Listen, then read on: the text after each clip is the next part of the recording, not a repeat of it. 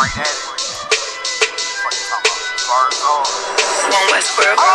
Hear the hunger in my voice, they used to tell me to speak up. The problem was of what I was saying, they couldn't keep up. Instead of moving around with some patience, they tried to speed up. It got colder than a bitter bitch, found me a way to heat up. What's a favor for a favor if we all didn't make it? Kept it 100 with everybody, but they just gon' change. I ain't get caught up in the hype, cause I ain't feel like I made it. Couldn't picture me here now, but here's your moment to frame it. And I ain't never understand that self-entitlement spirit. I felt your vibe, I don't wanna get near it. Before I made the appearance, I took a second, took a look in the mirror. This God, Lord, the only thing that I fear. Y'all got me fucked up. It's all passion, it's tradition, it ain't fashion. It's no action, they make threats and it's still passing. I think massive, no respond, that's still tact. Y'all should quit rapping. Cheap shots, I'm cinematic. I ain't average, I'm an overthrow fanatic. How I go, you lose and win like asthmatic. I got first, that's automatic. I'm the best in my division. In the ghetto like the pigeons, in the hood like the engine. You a bird for that chicken. I don't fake split decisions cause my mind made up, nigga. We in the end of time, but my time ain't up. Now when I was young and running wild and wide-eyed like a cabbage patch, I had to get it as vivid, adapted to my habitat. It's certain shit I won't do,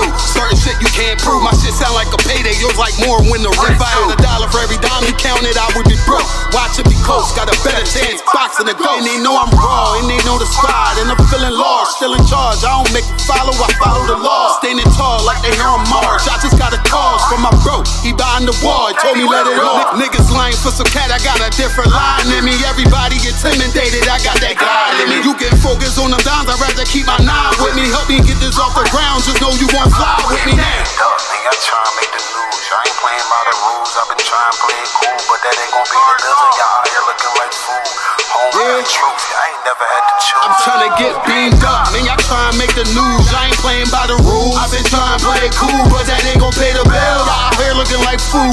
Home of the truth, y'all ain't never had to choose. Trying to get beamed up, man, y'all trying to make the news. I ain't playing by the rules. I've been trying to play it cool, but that ain't gon' pay the bill. Y'all out here looking like fool. Home of the truth, y'all ain't never had to choose. Trying to get beamed up.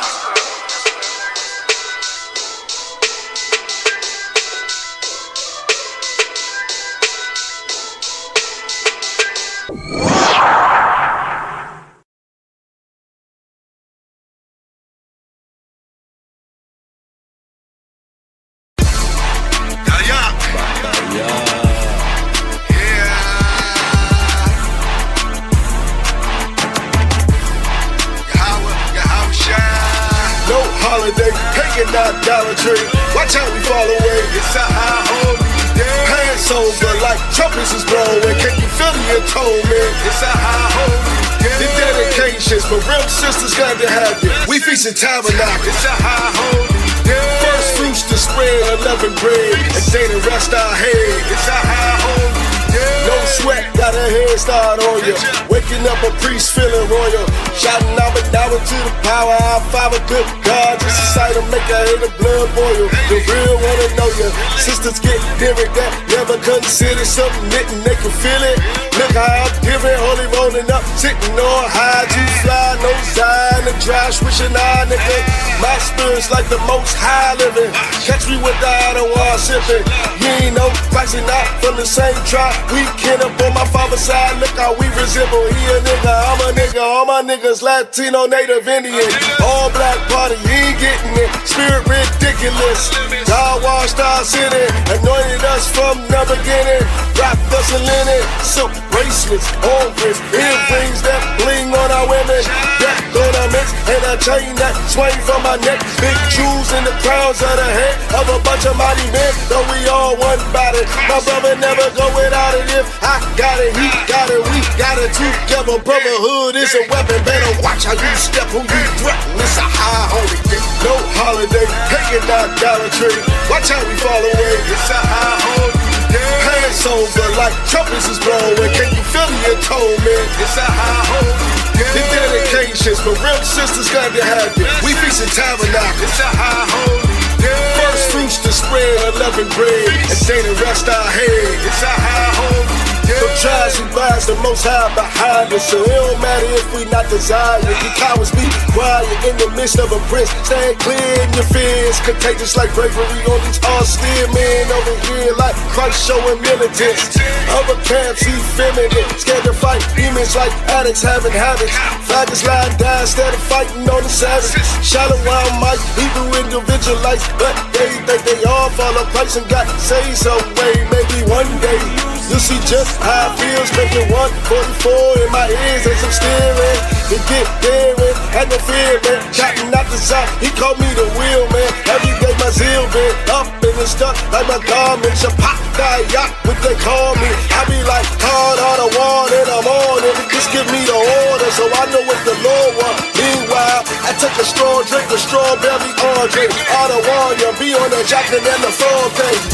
Fist up, reunion the Lord made. Get your kids and ribs up, throw your fist up. Tell them what's your name. What's your name? What's your name? And they can't do shit at all. It's a high holy day, no holiday. Pagan idolatry. Watch how we fall away. It's a high holy day. Hands over like trumpets is blowing. Can you feel your toe, man? It's a high holy day. The dedications for real sisters, glad to have you. We feasting tabernacle. It's a high holy day. First fruits to spread 11 bread. And day to rest our head. It's a high holy day. You see these high holy days, black man, Latino, and indigenous. These are the Lord's high holy days. These are your high holy days that you should be celebrating. Not Christmas, New Year's, birthdays, Mama's days, whatever white man days that he said you should celebrate. That has nothing to do with us. But these high holy days that are in the scriptures, those are the days that you should celebrate. Black man, Latino, and indigenous, you are God's chosen people. You keep these high holy days.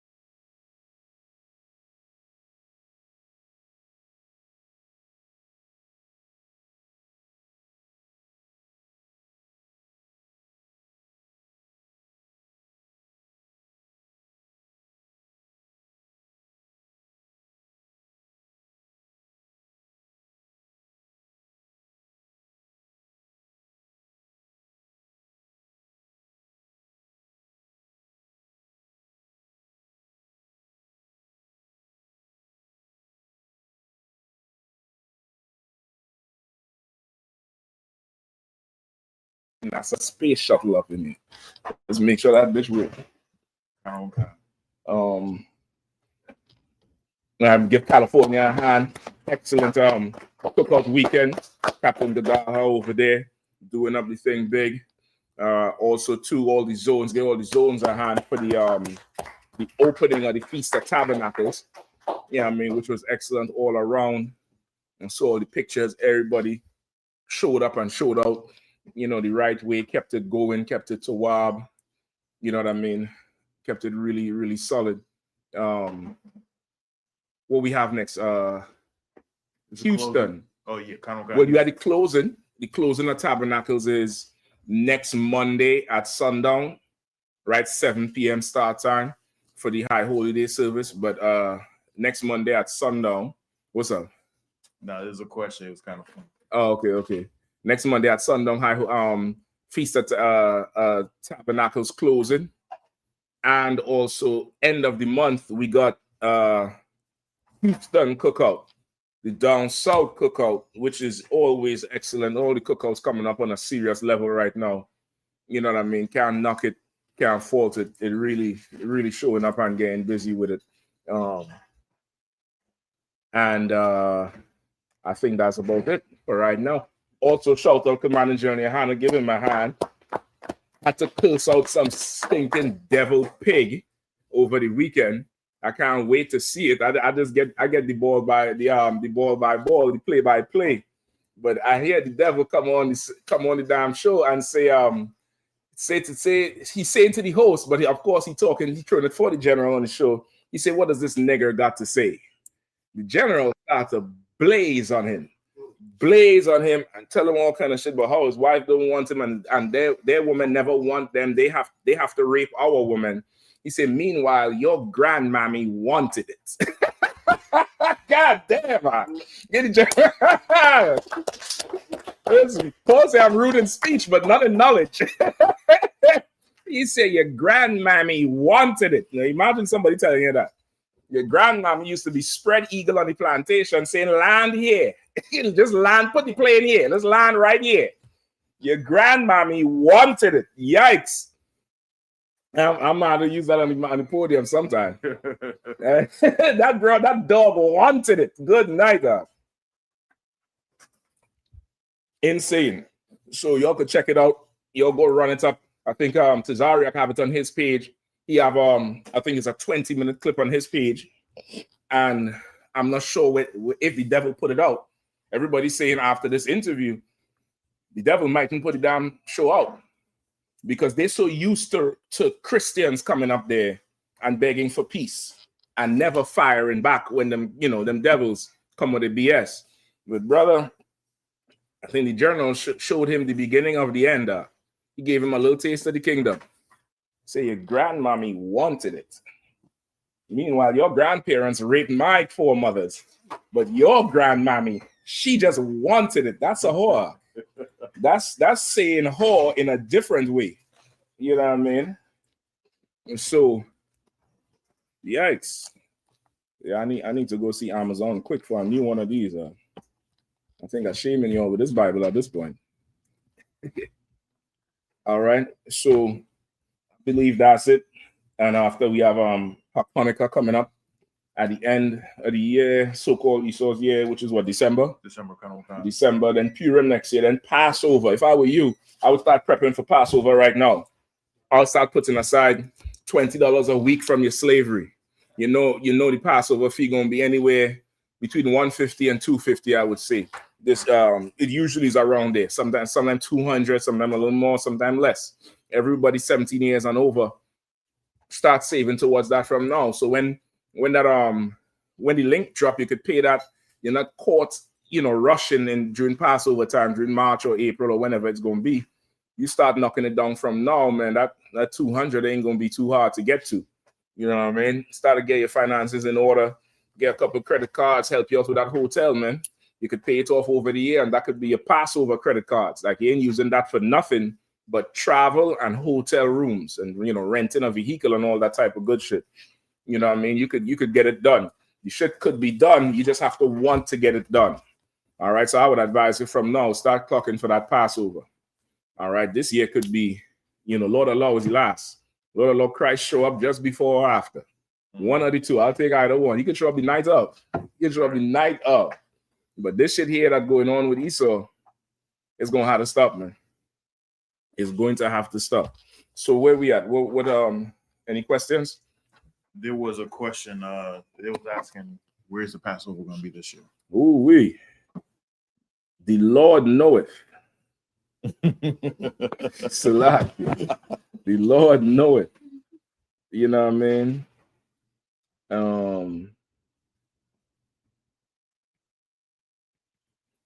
Yeah. The Lord knoweth. It hasn't been announced yet, but stay tuned. It's going to be announced soon. But you best believe it's going to be somewhere where it's going to be very holy. It's going to be a holy and separate place for us, like it usually is. All right, tonight we're going to go into a bit of what's marriage. You'll see DC put the pause on the marriage. Yeah, hell yeah. Say the federal shutdown. Somebody could find the article. I'm gonna need it. The federal shutdown means nobody can get no licenses. So all you lovebirds out there, y'all can't go get married according to the white man. Me, I'm gonna go get married tonight, right after this class. I'm gonna go renew my vows right after this damn class because the white man doesn't own nothing that I deal with. I don't get permission from him. I get permission from the Lord. Right. You get the point? And you should too. But unfortunately, your marriage get furloughed. Your marriage get furloughed. My jaw dropped when I saw the article because They say people can't get no marriage license. They can't go down to the courthouse no more because of the federal shutdown. I was like, oh, wop, wop, wop. God must not love you, dummy. We're going to see what marriage really is, all right? What do you have, Bukash? If anybody have questions in the room too, let's get them, all right? All right, so there's 2 questions online. Let's go. Okay, so it's one from Emily Williams. Says, like, sir, my friend is battling depression. She says the only thing that's keeping her here is her young daughter. Everyone keeps telling her to find a purpose. What can she do? How does she fight the demon? First off, is your daughter an Israelite? Is her father a so-called Black, Latino, or Native Indian man? Answer that for me first. All right. Go ahead. Oh, yeah. Listen, I put you all onto that. Don't put me on. I put you all onto that shit. If it wasn't up here, it'd have been a problem. You know what I mean? See, because I gave you all some gems, man. You're turning it back on my head like, you know, you young niggas finding out everything. Hell. You think just because Commanders win, you know, you gonna flex this weekend on me? Good, Shapak. I'm trying to tell you, man. All right, what you have? What else you have? Anybody else with the questions in the room? At all? Go ahead. Okay, she responded, well, she's an Israelite, a Black woman. She didn't say anything about the child. Okay, I'm asking about your daughters. The one who is depressed, is her father an Israelite? The one who is depressed. Sir, she was talking about her friend, and her friend is an Israelite. Okay, the friend who is depressed, right? Okay, the friend who is depressed. I need to know if that friend's father is an Israelite. She said yes. She's an Israelite. She said she's an Israelite. The friend. So she's asking about her friend. Right. She said the friend is an Israelite. Yes. I need to know if the friend's father is an Israelite. This is not a sister in school, correct? Lie, sir. I need to know if her father is an Israelite. That's what she said. She says she's Israel. She's a Black woman. She didn't pass the immigration check. She didn't pass the immigration check.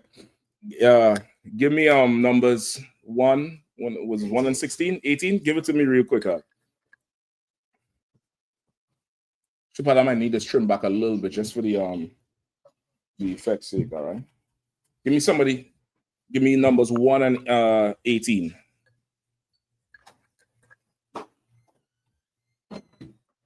Whoever have it, read it quickly. Let's go. Okay. This is Numbers chapter 1, verse 18. One of these young brothers don't have it, brother, you can put the clipboard down now. You can put that clipboard on the chair or something. All right. One of you young brothers grab it quickly out. Numbers 1 and 18. All right, you'll use the class to practice finding them precepts quickly. When you're up on that podium, brother, you're gonna have to be quick with them ammo. All right, whoever had it might go ahead. The book of Numbers, chapter 1, verse 18. And they assembled all the congregation together on the first day of the second month, and they declared their pedigrees after their families. They declared their pedigrees. They gathered the whole congregation of Israel, and they declared the pedigrees of their family. The pedigree meaning the lineage or the established lineage. It's valid. Your family history or your family tree. They declared the pedigrees of their families. Go ahead. They declared the pedigrees after their families by the house of their fathers. By the house of what? Their fathers. Of who? Their fathers. Of who? Their fathers. It's very important that when you declare an Israelite, you should find out who their father is. Now, if of course the person don't know who their father is, you just say that. That's fine. We'll take it up from there. But the reason I'm asking about this particular person's father is because there's a lot of miseducation going around on the internet, foundational black this, and if you have black in you, you're black, and that's not true. If your father is a nigga, that make you a nigga. Just like if your father is a red nose, what's them pit bulls you're like? Red nose, ridge back, something, hump back of Notre Dame. You want that father to be 100% that shit. The Lord is the same. Like who your father is, that matters. Right? That's why I'm asking what is that particular sister's woman's father. Salaki, go ahead. Colonel Khan. This is in the school. Okay. She was just using she was using, okay, no sweat. I understand. Go ahead. So she's saying that that her friend is an Israelite. She's a black woman. Did she say anything about the father? She said, "Concert, her father's black." The father is black. All right, and we take it like that. Now, of course, if I knew up front this girl here was in the school, I would have probably, given her the benefits of the doubt. But because I heard the slave name, I assume it was somebody who was not in the school. But that's just a good lesson for anybody who, when you start, dealing with people, they're gonna bring other people's problems to you. Just find out who the hell they are, man. You might be going through a whole breakdown telling them how to do shit, and come to find out their father from Soweto, the daddy from, Kenya, from Mogadishu. You talking to Keisha invites you home. The Somalian come out and say, "Who's the captain now?" Go ahead. I think I wasted about 17 hours of my life doing it. And listen, I'm trying to tell you, they're gonna catch you. They're absolutely going to catch you. You know what I mean? So, okay, and read it again for me, Bukwash. Okay, so she says, she asks, Salakia. She says, Salakia, sir, my friend is battling depression. She says the only thing boy, that Bukwash, this is some good Frank here, boy. Let's take me back to, I ain't gonna tell you where, but took me back. Salakia says she says the only thing that is keeping her here is her young daughter. Okay. Everyone keeps telling her to find her purpose. What can she do? How does she fight the demon? Okay, she gonna have to come to class. That good, that friend you have is gonna have to follow you, because I'm sure you don't want to kill yourself. What's keeping you here, sis? Like what the sister who asked the question, I want you to tell me or describe to me what is keeping you here. Right? You're a black woman just like her. You're living in the same hell she living in. I want you to tell me what is keeping you here. Why are you not contemplating, destroying yourself? All right. Any other questions in the meantime? Trooper Zakarawan says, Slaga Adawan, based on Ecclesiasticus 2:5, how do you know if the Most High punished you or you're tried in fire? Okay, let me hear that. In the meantime, unless your sister answer already. So she answers. She says, "I invited her to class on Wednesday. I told her the truth. The truth saved me. I.S.U.P.K saved me. Brotherhood and sisterhood saved me." Right? Is that her response to why she is here? Kind. Okay, I'll take that. Let me ask you one more time. So think before you answer. Think in terms of the context of the question, right? The friend who you're asking on behalf of, she said the only thing keeping her here is her daughter, right? Now, I'm asking you, like, what is keeping you here, right? If there's the same answer, then fine. But I want to just think about it one more time. What's keeping you here?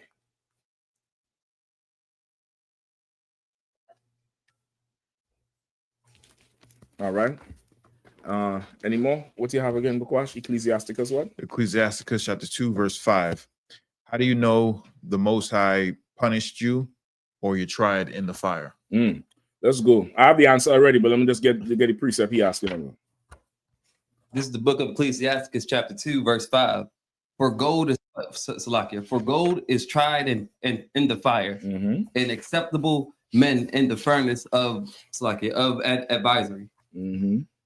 Okay, and he's asking based on this, if the Lord is punishing him or if the Lord is testing him, right? Okay. All right. Anybody want to take a shot?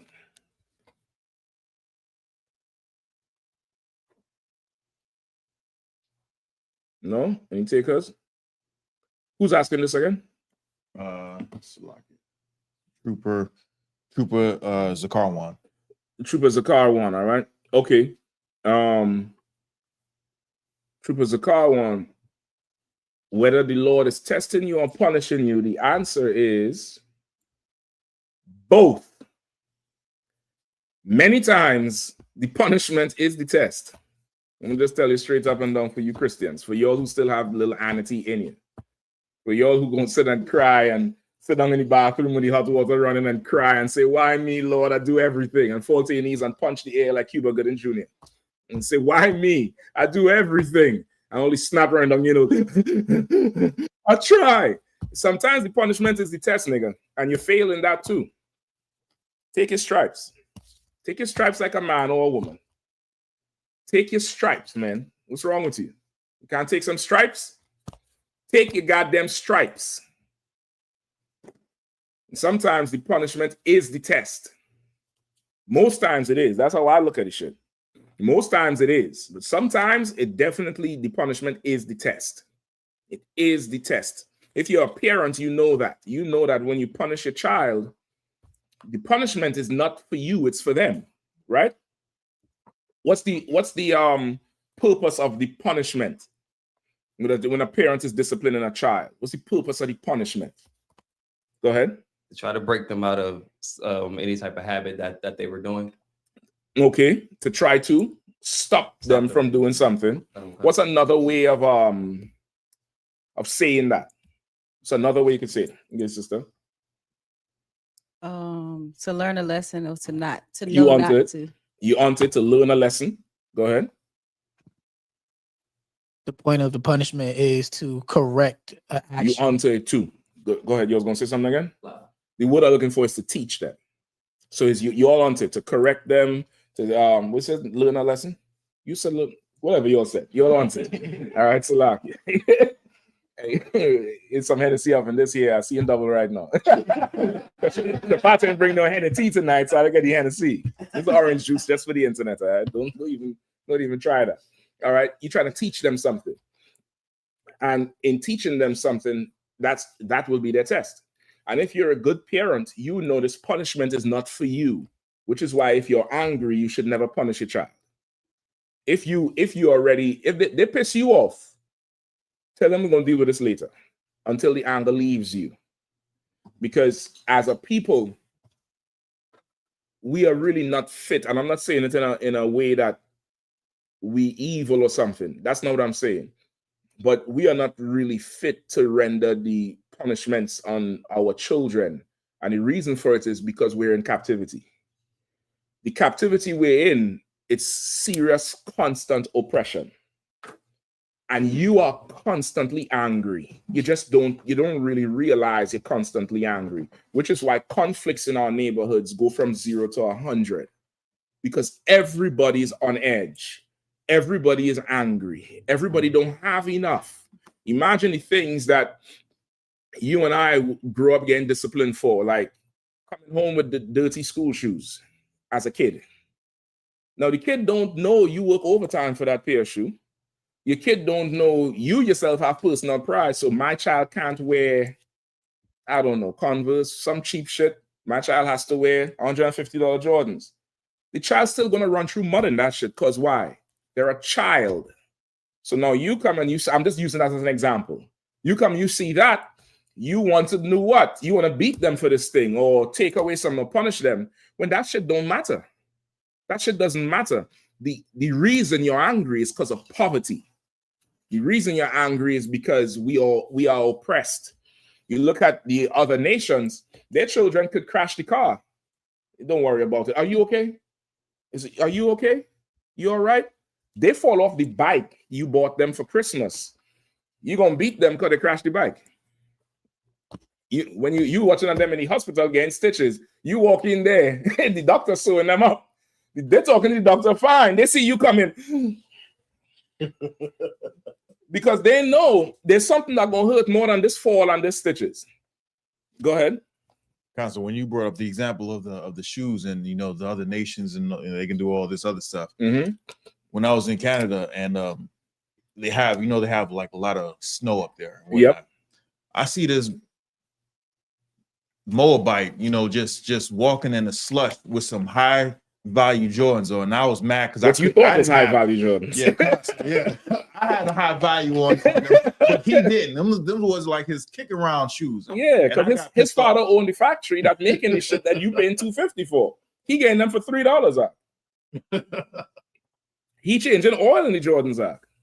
He don't care about none of that shit. But we as a people, the adults, we are way too oppressed to really judge a situation the right way without it.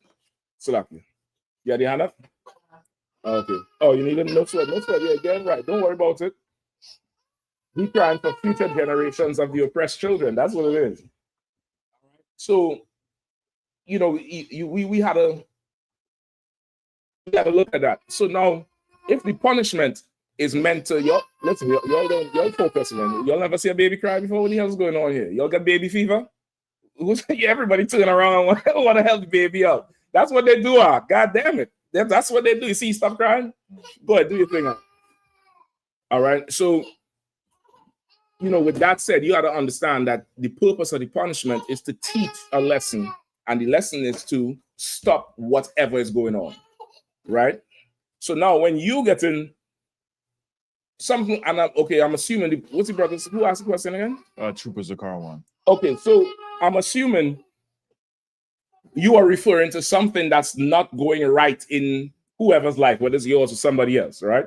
If it's different, let me know. But I'm assuming that really that's what you're getting at. Like something is not going right, something is difficult at the time, and you are likening this thing to either a test based on this scripture being tried in the fire, or punishment, right? And a punishment might mean you're evil and you want to know the difference.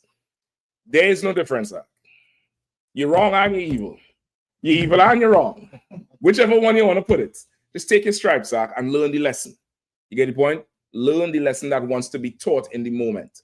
You get the point? Sometimes you could be getting punished for something you was allowed to skate 4 or 5 years ago. You forgot. God didn't. You know what I mean? DJ Khaled like to say, God did. No, nigga, God didn't. He ain't forget you. He ain't forget you. Now you're old enough to take what the hell he wanted to give you back then. You was a little bit young back then. Now you're old enough to get some of this punishment now. And you're going to get it. You understand? So now read scripture again in Ecclesiasticus. This is the book of Ecclesiasticus, chapter 2, verse 5. For gold is tried in the fire. For gold is tried in the fire. Go ahead. And acceptable men in the furnace of adversity. In the furnace of adversity. Adversity means what? What's the context of adversity? Go ahead. Take a shot. Adversity is a trial. So it's like some type of hardship in a way. Okay. I'll take that. Anybody else? Adversity. What's the root word of adversity? Adverse or adversary.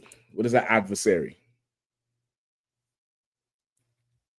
I will pull out the dictionaries. Come on. Google is the best friend tonight. Come on. It's like someone says they can't hear. 1 2 1 2 1 2.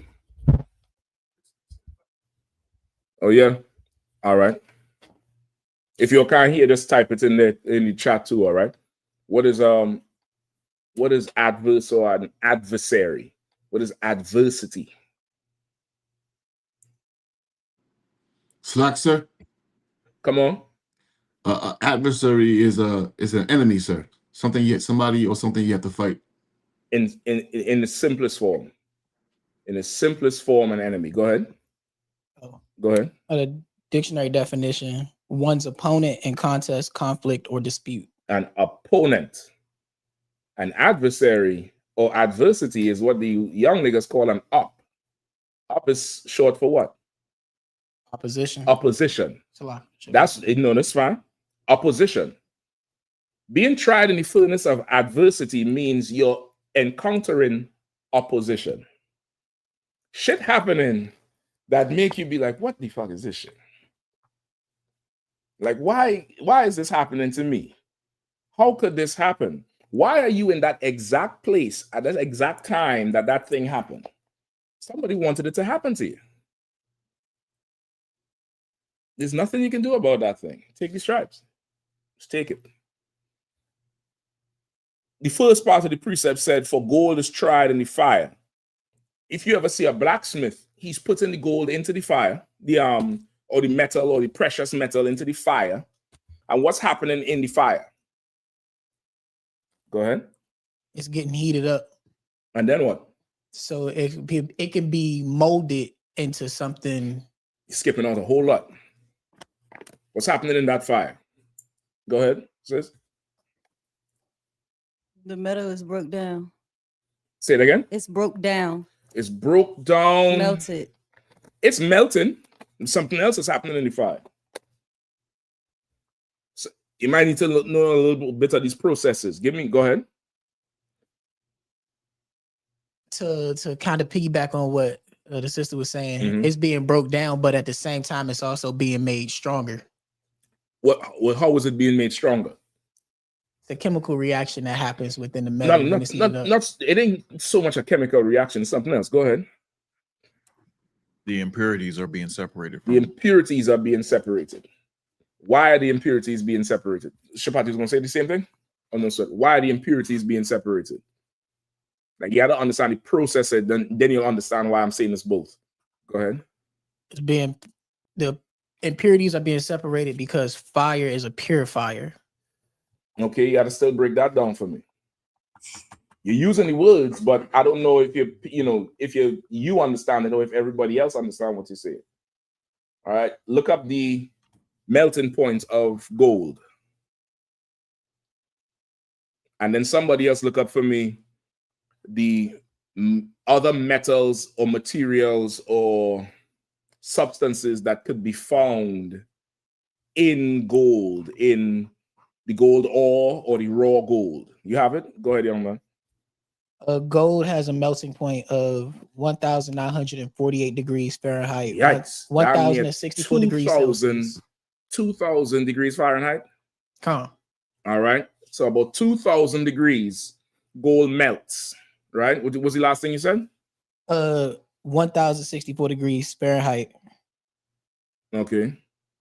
Celsius. Sluggy. Okay, so let's go to Fahrenheit. Everybody knows Fahrenheit, right? So almost 2,000 degrees Fahrenheit, right? You born when it's 95. 95, you like, shit, it's hot as shit today, turn the air on. Gold melts at 2,000 degrees Fahrenheit, give or take. Now, give me some of the other things that could be found in gold. Go ahead. Somebody have it? Go ahead, Shapat. Oh, God. Impurities in gold are other metals and minerals found alongside gold in its raw form, such as silver, copper, iron, and lead. Silver, copper, iron, and lead. All right.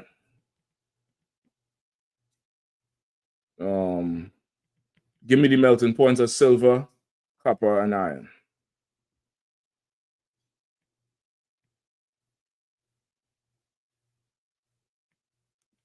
Go ahead. Melting point of copper is 1084 Celsius. Give me Fahrenheit. 1983. 1983 Fahrenheit. That's for what? Copper. For copper. Hold on, that didn't sound right. Because if it's 10 Celsius, the other one was 1600 Celsius. Copper is it 19 something Fahrenheit? Fahrenheit is 1983. 1983. So that one would stay with the gold. Give me other ones. Iron is Fahrenheit is 2800. Lead 621. Lead is 621. So as the temperature goes up with gold, lead is going to melt first and be pushed out of the gold. You get the point? Because the part of that gold ore that's going to melt first will be lead. And lead is going to be leached out of it. It's going to be burnt out of it, for want of a better expression. It's going to reach to a point. The gold is going to be hot, but it's going to be solid. The lead is going to melt, and that's going to melt out of it. The other ones is going to stay in there because they almost are the same melting point or higher than gold. Right? Is there anything else, any other metals that's found in there that burns? Go ahead. Iron is 2,800. Well, that's higher than it. Anything else lower? that's lower. Regards, you got something? Silver. Go ahead. Silver is 1,763 degrees Fahrenheit. Right? So silver will melt before gold melts. You get the point? And that would come out of it. Those things would compromise the integrity of the gold. You get the point? And there's a way to get the other ones out too. Right? What they would do is they would raise the temperature of it first and then quench it quickly. One of them is going to solidify before the other one. Right? What's the cooling point or the cooling? I think it's cooling point or freezing point of the, what's the ones that's higher? Silver and what else? An iron. What's the cooling point or freezing point of gold? And the cooling point and freezing point of iron.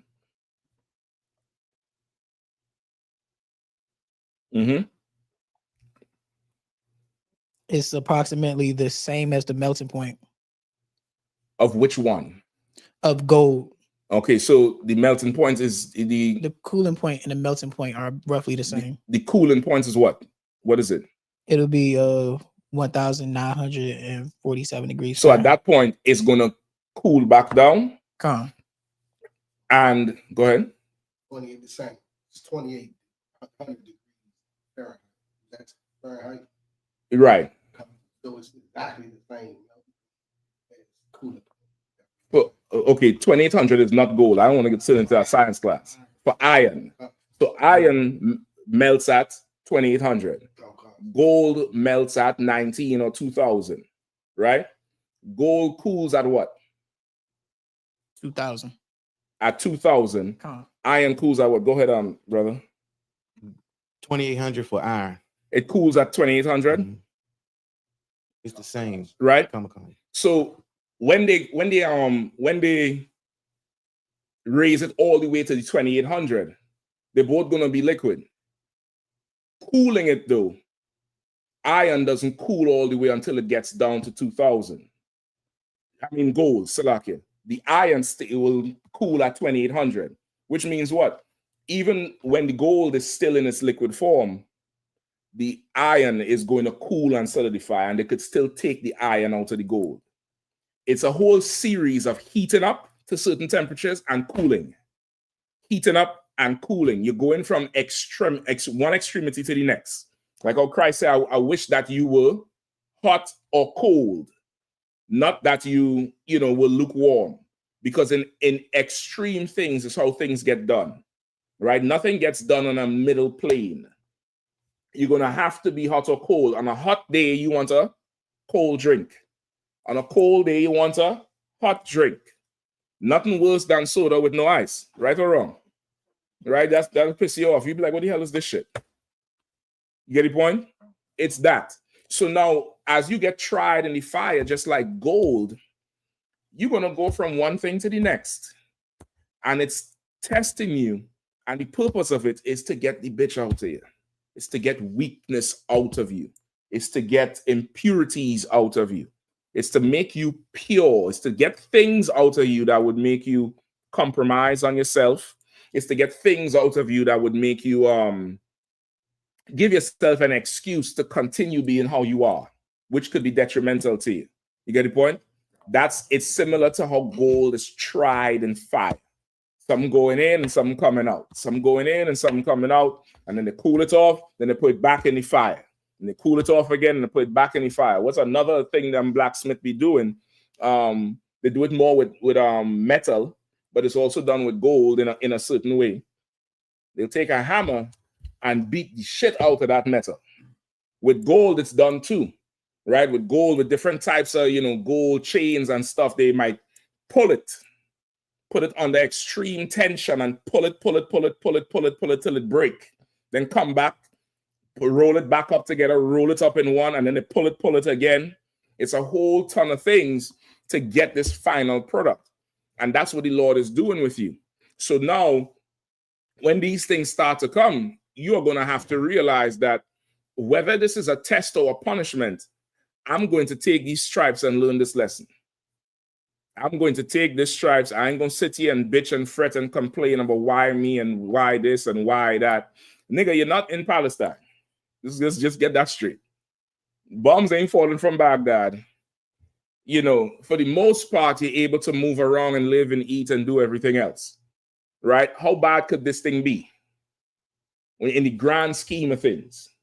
But you'll never really understand that unless you're in Israelite school or UPK. Problems in the world seem way heavier than they really are. Problems that people in the world have, they're ready, like the sister was talking about her friend, they're ready to just end it all because it's too painful. It's too much. You come in here and your mind gets reprogrammed. You look at things differently. And now you can realize that ain't nothing. That ain't nothing but Satan trying some shit. He ain't going to be around forever. I just have to wait this shit out. Sometimes people in the world, they have a problem and they begin to move and do things. And sometimes the answer is to do nothing. Sometimes you call for counsel and be like, well, just wait. But some, I look this up and Google this, just wait. And you wait, and in 4 days, you don't got the problem no more. But all that Google shit would have given you 40 more days of problems. You get the point? Sometimes you just take your stripes out. Sometimes you just do it. You just learn the lesson that need to be learned. Right? It's the same way said for men of honor in adversity. Acceptable men in the furnace of adversity. Why are they acceptable men?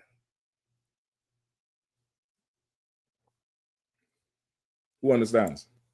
Why does it say acceptable men in the furnace of adversity?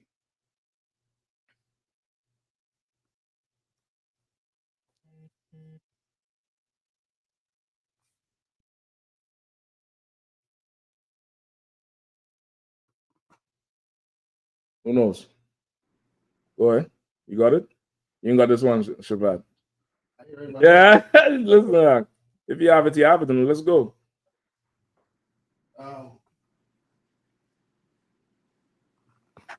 And say acceptable men, because the Lord chooses who he putting in the fire, and it's are you gonna go after it? You gonna fight?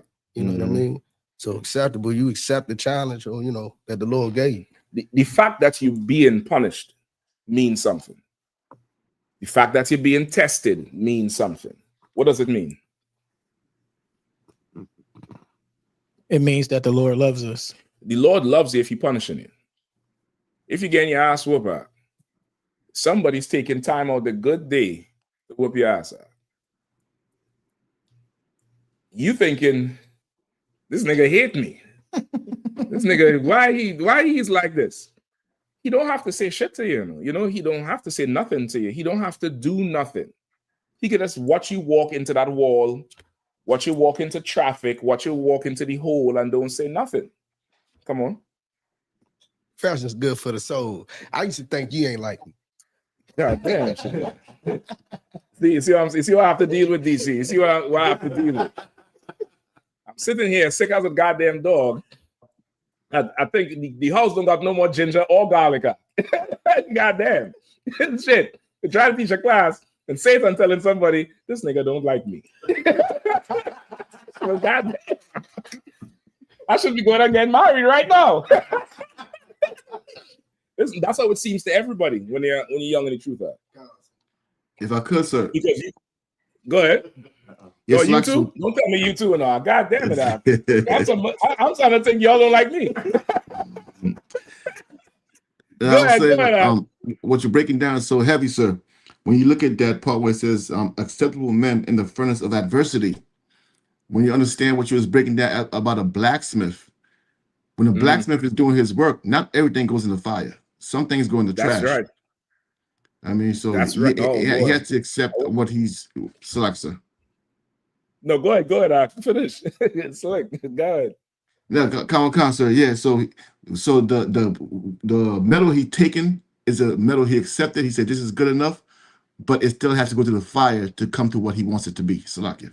That's right. That's right, a warrior. And listen to water for that. Get a warrior in my hand for that one now. Because some things, if it puts it in the fire, what happens? It goes up Nash. It can't handle the fire. It's not made for the fire. That's it. It can't go into the fire. It can't take it. This thing could take some fire. But if it could take the fire, this thing here is going to be something way more than what it is now. You get the point? Okay. That's life in the truth. Life in the truth is a series of trials and tests and punishments, and trials and tests and punishments, and some reward in between, some acknowledgement, and then trials and tests and punishments, and trials and tests and punishments, and some reward and some acknowledgements, and more trial and more tests. That's life in serving the Lord, because the Lord is who? Our Father. The Father is going to correct you. He's going to do it. He's going to shape you up. He's going to mold you. He's going to get you right. But of course, coming from the world, growing up in the church, being tested or punished or trained, that's the best word for it, trained. You think that's not love because you thought love was hugs and kisses and feeling good. You would do well to be very suspicious and skeptical about feeling good. You should do well to do that thing. Be very suspicious, very skeptical about that feeling good thing that you need to feel good. You need to feel this thing. You should be very skeptical of it. Go ahead. Salaki. There's a saying like, it's too good to be true. Mm-hmm. And when I was in the world, being in the world, like a lot of things, when it felt too good, I knew something bad was going to come after that. Or like it might have been a sham or something that wasn't real. Mm-hmm. Like it was a facade. Yeah, definitely. It definitely could be like that. But also just with you yourself, you just, there's not you personally, but everybody, you should just be aware of something like that. You get the point? Like the life we learn to live under Christianity is not life. That's not real life. You get the point? Real life is a series of hurting and sacrifice to get to relatively a smaller amount of happiness or satisfaction or pleasure. That's what real life is like. Your food comes out of the ground, right? Let's not even go that far. The food you eat, it has to be cooked, right? How long does it take you to cook the average meal? I ain't talking about hot dogs or eggs. I'm talking about, go ahead. 15, 20 minutes. Hell fucking no. That's eggs. It's a lot. A couple hours. It could take you a couple hours. Go ahead. The shortest might be 45 minutes. Might. And that's if you prep the night before, if you have an extra set of hands.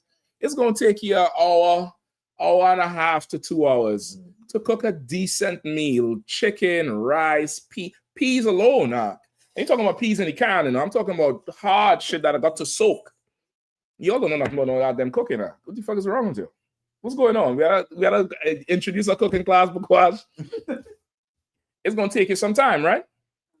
How long it take you to eat what you cook? 5 minutes. God damn. Shit. You ain't enjoying the meal at all. Shit. But you get the point. The finished product is gone in way less time than it took to make. That's life. You're going to have to toil for this thing. You get the point? You're going to have to, that baby, goddamn.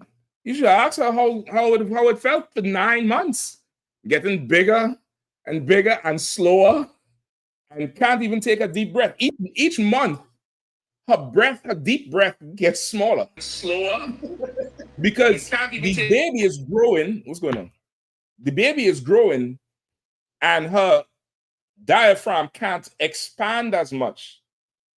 So going upstairs in month 1 and 2 is way easier than going upstairs in month 8 or 9. Month 8 or 9, she take 2 steps. Hold on. You looking at her like, what's wrong with you? Nigga, she can't do this. She can't do that. She do this. That's it. She done. Cause that nigga in there.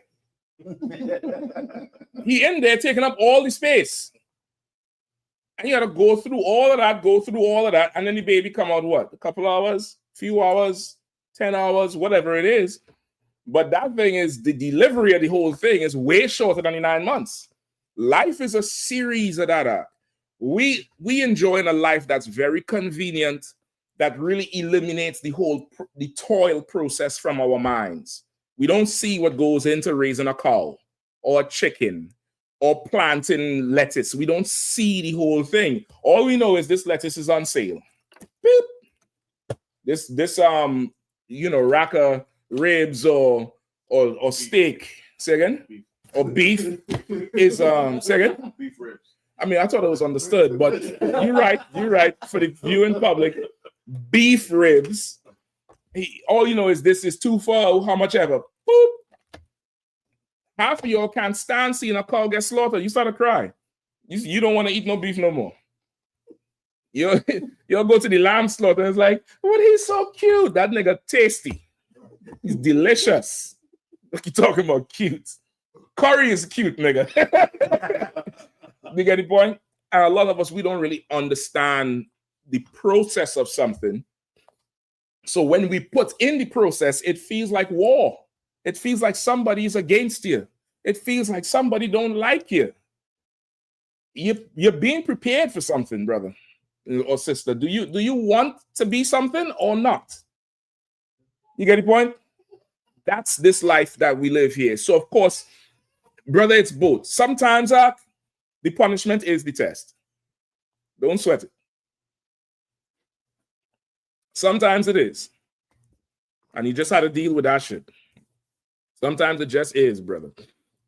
I would advise you to learn, you and any brother or sister listening, learn your lessons early, learn as much as you can early, and try to make, as few mistakes as you can. If you could eliminate stupid mistakes from your life would be a lot better. There's some mistakes that's absolutely unnecessary. And really, you know it. Really, you absolutely know it's unnecessary. But you want to go ahead and do it anyway because, you think you Einstein. Go ahead, Einstein. Go ahead, Albert.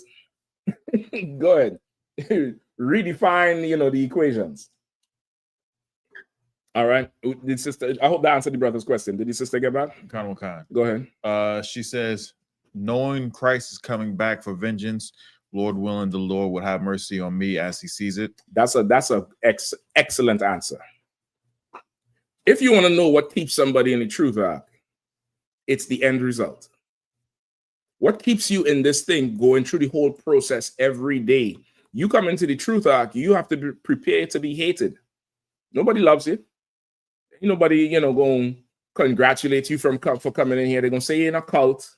They're going to say you're brainwashed. You wasting your time with them niggas. They're going to clown you. They're going to make fun until the federal government shut down. Now everybody want to pray. Now everybody want to know, now everybody willing to listen to what them crazy niggas on the corner saying about World War III and Trump and your politician and your mayors. Now everybody willing to listen a little bit now. Get the point? You're going to have to be, willing to go through this thing and want the end result. Wanting the end result of something gets you through it. A woman having that baby justifies 9 months of hell. It justifies it. She is in pain. She delivered the baby, and as soon as they put the baby on her, she forgets she, in the hospital with, in the most, impossible way bad. And all joy comes to her. You get the point? The minute the result comes, who cares about all that shit? All that shit I went through was for this very moment. Now that keeps you here. You need to teach that to your friend. You need to make your friend see that there's somebody opposing her, that she has an adversary in life, and you want to help her whoop that adversary's ass. You want to help her fight that opposition that she has if she would only follow you. into the truth. She come up in here. She can learn how to live, how to raise that child she got, and how to rule a kingdom with slaves. Because that's what Christ wants to give her. Christ wants her to have slaves in the kingdom and rulership over them slaves and be able to, exact to them what they did to us. Now, added to that, she probably might have some trauma growing up in childhood or trauma in her early adulthood that she would need counseling for, but she can get all that in here. But even after the trauma and the counseling and everything, even after that, you still need to give somebody clear purpose. Somebody needs to have clear vision of purpose. What am I doing this for? What is the end result of this? And that keeps people plugged in. Have you ever heard somebody say, I want to leave the slavery? Why they don't leave this? Oh, y'all felt it. That count was unanimous. Y'all feel like that, right? Yeah. Why don't you leave? Go ahead. When I get that paycheck at the end of the week. Because you got bills to pay. That's the end goal of this thing, to pay your bills. Somebody who is in that situation that wants to end it, they don't have a goal in life. They don't have something that they need to attain. You need a goal. You need something you have to finish this. I have to complete this. I have to do this. You need that purpose. And in this oppression we live in, it takes away our purpose. It takes away something that we should look forward to. Not having a nation is a very it's a dysfunctional thing. It causes a dysfunctional way for us to live. Because everything everybody else does is for the benefit of their nation. Trump is doing what he's doing for white people. Chinese people doing what they're doing for Chinese people. The Israeli man, Netanyahu, he's doing what he's doing for his people. We are the only people who do what we do for everybody else. We do not practice self-segregation amongst ourselves. We don't have a nation. We don't see a nation. We don't see what we could become with a nation. Half of us, we hear the Lord made you an Israelite, you part of the 12 tribes, you're going to have rulership one day, you're going to have slaves. Oh, so me? Slaves? Oh, no. I don't want no slaves. I believe we all equal. You don't even want the end of it. You don't want the end of it. Everybody else wants that, though. Everybody else wants that same thing. We don't, because we don't have a nation. Having a nation, brother, it puts everything into perspective. Imagine having black schools, black hospitals, black sports teams, a black economy. Imagine, you all see the United Nations recently, right? Or they had the meetings in last week or the week before. You don't know what I'm talking about, right? Right? Where they came from all over the world to talk to the United Nations. Imagine somebody getting up from your area and going up in there and talking about the oppression black people is facing in America and on behalf of blacks and Hispanics. Everywhere. There's nobody talks on our behalf because we're not a nation. We're not a nation. The world is crying for Palestine. Don't nobody care about Haiti. Don't nobody care about Venezuela. They're celebrating, I think what was yesterday? They said the world is observing the second anniversary of the Hamas-Israel thing. Because it was October 7th. I think Hamas attacked them, right? How come the world is not celebrating the 100th anniversary of Tulsa, Oklahoma? How come the world is not mourning for, how many years was it since Philando Castile? 6? Nine, sir. 9 years. How come the world is not saying, it's been 9 years since Philando Castile was assassinated on the side of the road in front of his wife and kids? Right? How come they don't do that for us? We don't have that nation. You get the point? We do not have that nation that's going to, give us that. I'm getting up in the morning, I'm doing this because I have a nation. You get the point? We don't have it, and that helps.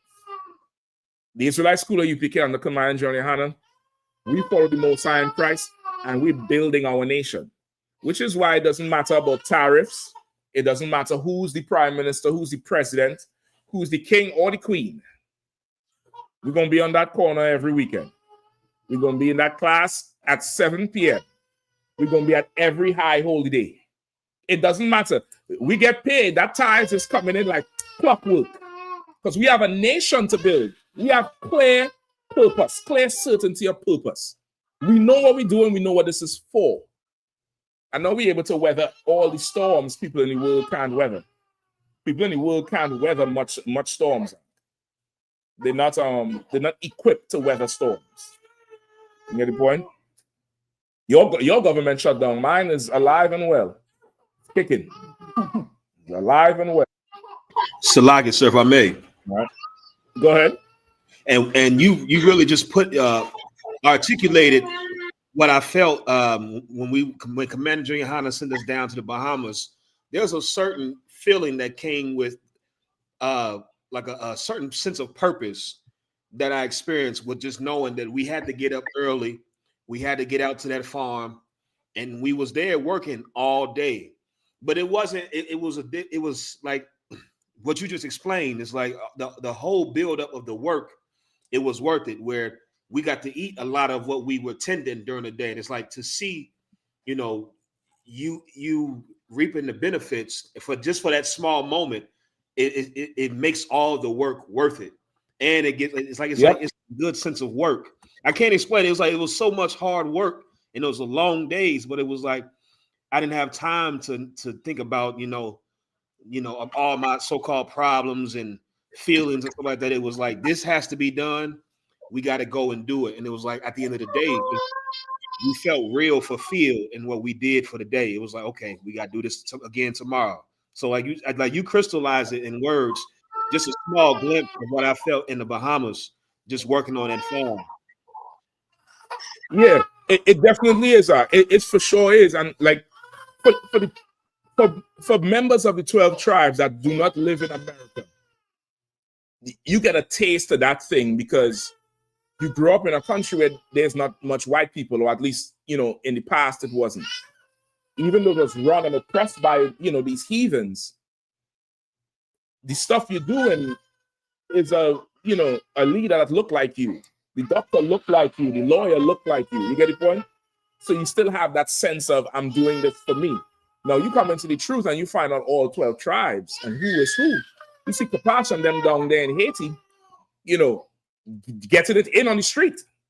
And they're not living there. They're doing this. Why? Because this is their nation. This is what they want. This is we have a clear purpose for this. And it doesn't involve your personal wants and needs, because this nation is going to benefit us all. So I might as well go ahead and get down with this.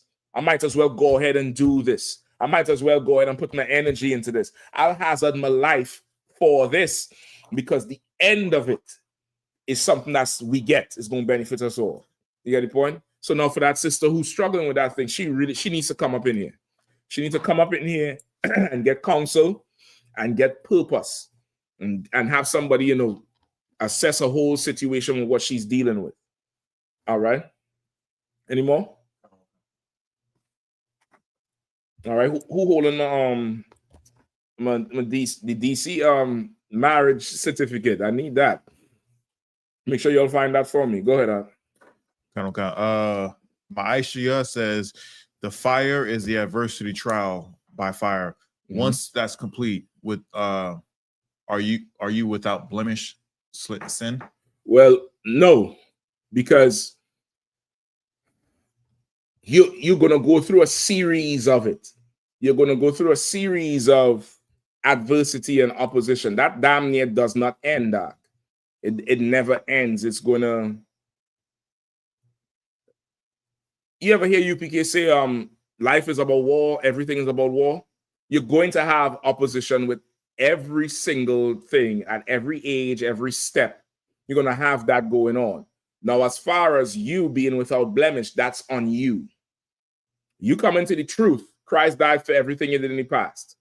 you have a certain grace period to get right.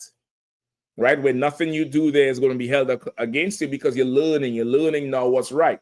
You're learning right from wrong. You're learning what you could do versus what you cannot do. But then there comes a time when you are fully accountable for the shit you do.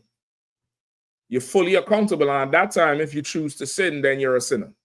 Then you have blemish. Then you need to go back into the fire. You get the point? You need to go back and get some heat.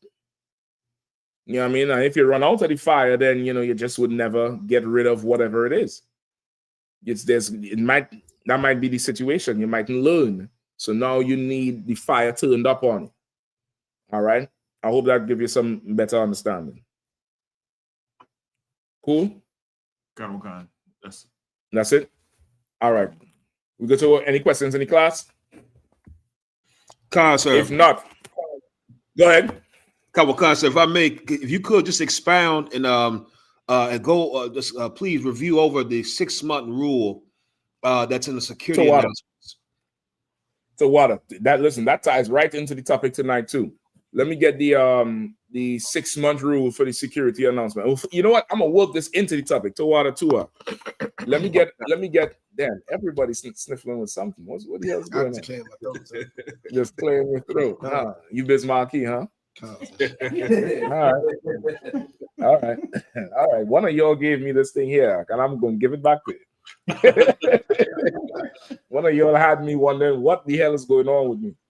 Okay, let me get the article first. Hold that. Let me get the article for DC, right? So y'all know they're going into what, week 2 of the shutdown? This is week 2, right? Let me get that article. Whoever have it. Who has it? You got it? You do know that go ahead. As of today, they did a special amendment and it's back on. A special amendment that's temporary, right? Until temporary. It just says no, I think it have a date. I think it's the end of October or November or first week in November. So it's like 6 weeks or something like that. Oh, it don't say in the article. They don't say in the well, ain't no sweat. Up to class time, Mark. You could not go down and get married in DC. But there was nobody there to give you a license. Dummy. She's not your wife, and that's not your husband, Christian. According to the white man. According to him, that license, there wasn't given none. So you can't get married as long as the government is shut down. Now imagine that. That's a wild thing. Go ahead. What do you have? It says during the federal government shutdown that began on October 1st, 2025. This is the article? Mm-hmm. Go ahead. Read the headline of the article. Oh, no, this is just off Google. There's an article. There's articles about it. I've read some earlier. All right. Somebody else look it up. Read what you have, though. It says, Salaki. During the federal government shutdown that began October the 1st, 2025. If anybody find the article, let me know quickly, all right? Marriage licenses were temporarily suspended in Washington, D.C., but not in other states. You got it? Let me get Bukwaj. Go ahead. The title is Government Shutdown Halts Marriage Licenses in D.C. Government shutdown halts marriage licenses in D.C. Stop. You may not pass. Niggas better elope. You better go do them old school movies. Should get a piece of twine and tie it around the bitch wrist or something. to hold on to that shit until the government open back. You thought we was crazy when we told you sex is marriage. The white man tell you he ain't getting you that piece of paper right now. No matter how much you love each other, you could go and kiss every minute of every day. And that what's that down there at the courthouse? You are not getting that piece of paper to say you're married. You're not. And you pay your taxes. That marriage that you go into is nonsense. It's BS. It means nothing. It means they could say, you know what? Ain't nobody getting it right now. You're just whole strain, whatever. It means nothing at all. Read some more, Bukwash, if you have it. Okay. Here, and the rest of here's what we know. Mm-hmm. Here's what we know, y'all. Go ahead. Sorry, lovebirds. Wedding bells might be ringing. Say that again. Sorry, lovebirds. Sorry, lovebirds. Salakia, lovebirds. wedding bells might be ringing, but maybe not in Washington, D.C. during the government shutdown. Yeah, y'all could go somewhere else and get married and get a license. But surely in the nation's capital, in the capital of the world, in the District of Columbia, there is no love. Love don't live here anymore. That shit is funny to me as hell, boy. Go ahead. The government shutdown affects many facets of day-to-day life, but one unexpected place is in the marriage department. During the shutdown, the Marriage Bureau, a part of DC Superior Court, will cease issuing marriage license and performing ceremonies, according to a message on the District of Columbia Court's website. So now, read that last part together. Read that last paragraph you read there again. During the shutdown, the Marriage Bureau, a part of the DC Superior Court, will cease issuing marriage licenses and performing ceremonies, according to the message on the District of Columbia Court's website. The Marriage Bureau is going to stop. It's going to stop. So now, you Christians who like to say you're saving yourself for marriage and this and that, you can't do nothing until this license comes, right? Until this license comes away, until the politics goes, you can't do nothing because you follow a God or you follow a system that's not of the Bible. It's definitely not biblical. All right, hold for me Hebrews 13:4. Give me hold for me Hebrews 13:4 and give me any more on that Bukwash to read?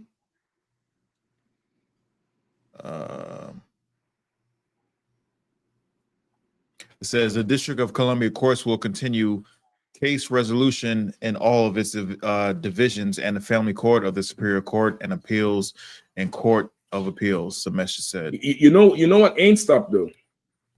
Child support. That child support ain't stopped one bit. Go ahead, sis. Regards, pass the mic to the sister there real quick. They're gonna stop it from making children, but if you have them already, you better pay that shit. Go ahead. Another thing they didn't stop is the divorces either. You can still file. You can still file for divorce. God damn! Well, would you look at that? I believe it's more expensive to file for the divorce, right? I think the marriage certificate is like $15 or some shit like that. I think that divorce thing is, you're gonna pay for that. Yeah, they ain't gonna shut that down. Trump ain't stupid, because more people get divorced than get married. Way more people get divorced, like the rate of it happening. So they know, okay, let's keep this one going.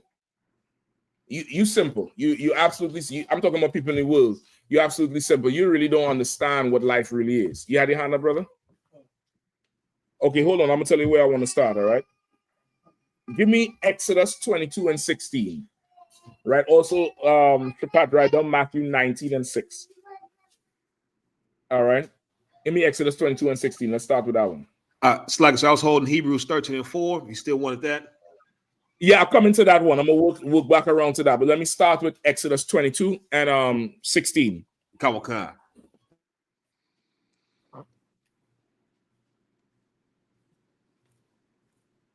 This is the book of Exodus, chapter 22, verse 14.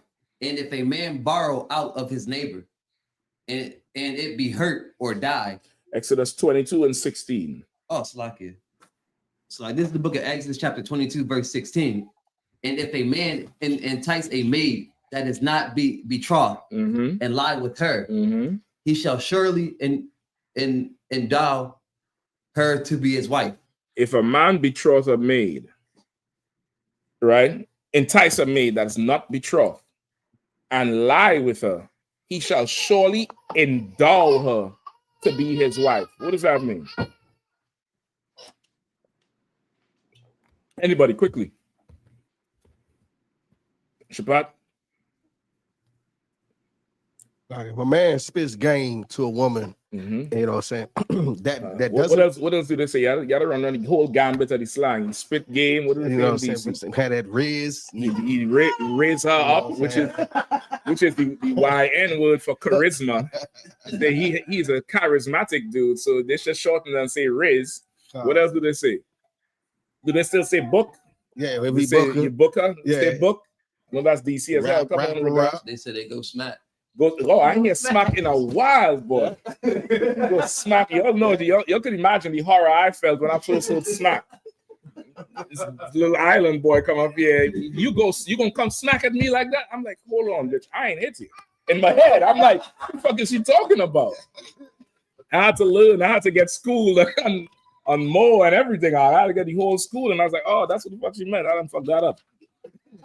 I did not book that one out. Right? You spit game, you go smack at her, you know, book her, whatever. You seduce the broad. You don't go and you seduce the broad. You don't pour on the whole voice. You don't squint your eyes down or, you know, do all that shit you niggas like to do. You know, get me. I just share a cam video. That's what I do. I just share the cam video and I just get the call later. I press play and walk out the room, man. Go ahead. I forgot who it was just recently told me now I can look not light skin, get my light skin look. He did some little. Yeah, I'm trying to tell you, whatever it takes, right? You know what I mean? Whatever it takes, brother. Because why? You know, if you put in all this work, the end result is gonna be worth it. All right, then. Shit, we cooking with grease. Go ahead. Oh, and she is not a woman that belongs to another man. She's not, as they would say, She's not engaged or married. Give me a no. Well, of course not married, but give me a solid one word. Promised. Right. She's not promised to another brother, which is what Esau would call engaged. The people in the world say they engage and fiance, all of a sudden they're fucking French. She's not promised to somebody, right? Because the culture of Israel is honorable. It's an honorable culture. You get the point? If a sister is already been spoken for and she's promised to this brother, another brother cannot approach her to start a quarter. She should not be talking to another brother. You get the point? Somebody would have to go to her father, and the brother go to her father, or the brother's father go to her father and negotiate. And go ahead, Shabbat. You went too far ahead, sir. Your class, your breakdown. My apologies, brother. Carry on, please. I raise my hand so I can make my point. You got something? The water, my young lord. You know what I mean?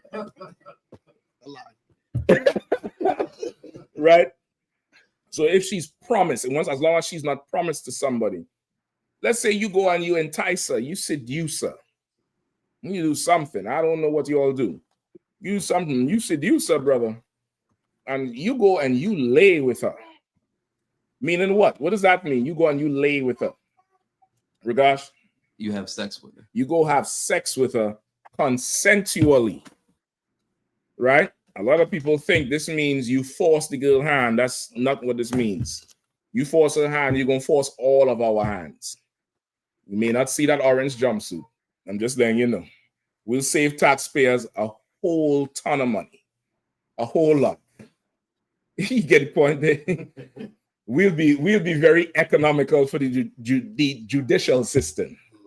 We'll be very economical. Don't worry about it. Don't force anybody hand around, in our jurisdiction and under our protection over here. Don't do none of that shit. It will be very uncomfortable for you in the future. All right? It will be a very, very uncomfortable time for you in the future. So now you lay with her and you spit game to her, you seduce her. She wants to be with you. You end up having sex with her. Both of you all have sex with each other because your game was so tight. Congratulations, you spit game of the century. I'm going to give you some clues. Your game wasn't that tight. She's been clocking you before you clocked her. She just laid the trap for you to come in. That's all. She left the breadcrumbs on the floor. She left the breadcrumbs and you came with your nose wide open. You think you was doing something, huh? You think you spit game. You didn't know she was plotting on you. These sisters, bro, I'm trying to tell you, they plotting on you. Don't worry about none of that shit. They plotting on you. But anyway, so whatever happened, you end up having sex with her. The Bible says you shall surely endow her to be your wife. What does that mean? Who knows? Who wants it? Bakwash? You're going to pay the cost to be the boss. Shit. Well, hell. But break it down for me. Come on. Endow means endowment or dowry. Mm-hmm. You're gonna have to pay. You're gonna have to do what? You got to go to her father and do what? Chipper, do me a favor. Move the little mat with the cat stuff is on. Just move it around. So like I'm gonna try to move that out the way too. I realize he claiming his territory up in here. I see him on the podium last night. I was like, oh, he done got to Kazaka. He done got to Kazak. He done melt Kazak hard. Kazak have him up here. He play on the podium. He teaching. Yeah, dad. I see him getting it on. Yeah, that might be out his way, you know. Right to water. Say again? He looked back at his mom and just took off. Yeah, he runs things wrong here now. You better give him space. Just keep an eye on him. All right. You're gonna have to go to her father and do what? And explain to him why you broke the seal without his permission. You got, yeah, boy. You gotta go. Yeah, you gotta go to her father and say, Salak, you say, throw out the frame. That nigga go admit your money so quick. He gonna stand up and say, what? Huh? Right? It's gonna be a difficult conversation because you robbed this brother. You snuck into his house and took something from him. You stole from him. It's like you're stealing something valuable. Like you come into his house and you steal, I don't know, $50,000 from him. It's very egregious to do it that way. You get the point? It's egregious to do it that way, or grievous to do it that way. It would be better you go ahead of time and talk to the brother about his daughter. You think he don't know his daughter bad? You think he don't see other people watching her when he walking her to school or to dropping her to her slave or whatever it is? As he's moving in the nation, you think he don't see brothers looking at her? Mm-hmm. He already know what the hell is going on. He waiting to see who's going to come and be a man with him about it. You done gone up in there, seduce the girl. He going to be wrought with her first. But he's going to be wrought with you even more because there's a code of honor amongst us. There's a code of honor. However, the Lord being our Father, the Lord knows how we are as children, like any father or any parent, any good parent would. Any good parent would have rules, and they would know these little knuckleheads ain't going to listen to none of these rules anyway. So I'm going to put something else as a default for if they don't do this thing. You get the point? You want them to do the first thing, but they may not listen. They may not listen. You already know they ain't going to listen. I'm going to put something in place for them to. So if they disobey, they're going to have to face it, but there's still a provision. And that's what the endow her to be your wife really means. The endow her to be your wife means what? You now go to her father and tell him what happened. And you gotta watch how you go to him. You had all the game for her, right? You had all the riz for her. Yeah, nigga, you had to go and, sit with that brother in his living room with the shotgun right there. Or the sword right there. Or you might come the day he there with her uncles. And all of them just right there. You know what I mean? And you got Hebrew Academy and he's the instructor on Sunday morning. I could see that lineup. Some of us had fun last night. You had fun, brother? No problem. This Hebrew Academy, we're gonna do a little extra. Everybody say the water to officer so and so for this extreme workout we about to have. They're looking at you like, what the hell you do, nigga? I don't know. You lost. Go ahead. So like you just bring up a bad moment again for Will Smith. God damn. I remember on Bad Boys when the young dude was coming to see Martin's, take out Martin's, and they was messing when they pulled the guns out and everything, right? Right. And at the end when Martin left, we were gonna ask him, you ever slept with a man? I don't even remember that. Yep. Yeah. Straight up asked him. You want to? He did. He did say that shit. No, sir. You ought to find that clip out and put that back up. God damn, I didn't know that shit. Yeah, it's rough. It's a rough thing. Go ahead. Nichelle Taylor asks, "What if the father is unalive? If his father is dead, the father is not in the picture. That happens a whole lot with our people today. you must have a father figure. There's somebody. You may have an older brother. You may have a younger brother. Sometimes it be like that. Sometimes you be, 28. You have a younger brother who's 22. He's the man of the house. You're going to have to yield to two men negotiating over you. That's honorable. It's right. That's where protection comes from. But because we grew up in the world teaches a woman that that's belittling her. That is, she's her own person, which she is. And she should be able to make those decisions. Men only sit at a table to negotiate valuable things. You understand? So if you're not somebody who is valuable, then we don't need to negotiate you. If you're just a piece of, and I'm saying the sister here, I'm just saying in general, just so women could really get the idea of it. The fact that men come together and sit to talk about, okay, this brother, I have a son, he like your daughter, something. To go through that, it's because you're valuable. If you have no value, anybody could just go take you. You can't go in a car dealership and drive out with anything. You get the point? You could take one of them old mobile app bikes though, and them scooters and just scan your phone and ride it wherever, crash it wherever. Nobody don't care about that shit. But the shit that's valuable, you ought to go sit at a table and talk about that thing. And if I hear the good and the bad and negotiate and go back and forth, and I don't think this is a right fit for you. I think it might be a right fit. This is how he is. This is how she is. It's a whole negotiation because you're so valuable. So really, you just get a father figure. Now, of course, if you don't have a father or a father figure, you can come into the Israelite school at UPK, and Commander John Yahanna will gladly be your father. He'll gladly be your father. The generals will be your father figures. The brothers will be your brothers, your big brothers, your uncles. There's plenty of male authority in here. You can come into the school. Your camp leader will be your father or your bigger brother. Somebody will be able to speak on your behalf, right? So not having one is really not an excuse at this stage. You just come up in here, do your time, do your 90 days, get your name. Do your further time to make it to your 6 months to be eligible, to even be looked at. And you come up in here, now it's segue. Now it's time for the announcements. Come on. Not the announcement, but a certain part of the announcement that officer could ask to just go over. Okay. Go ahead.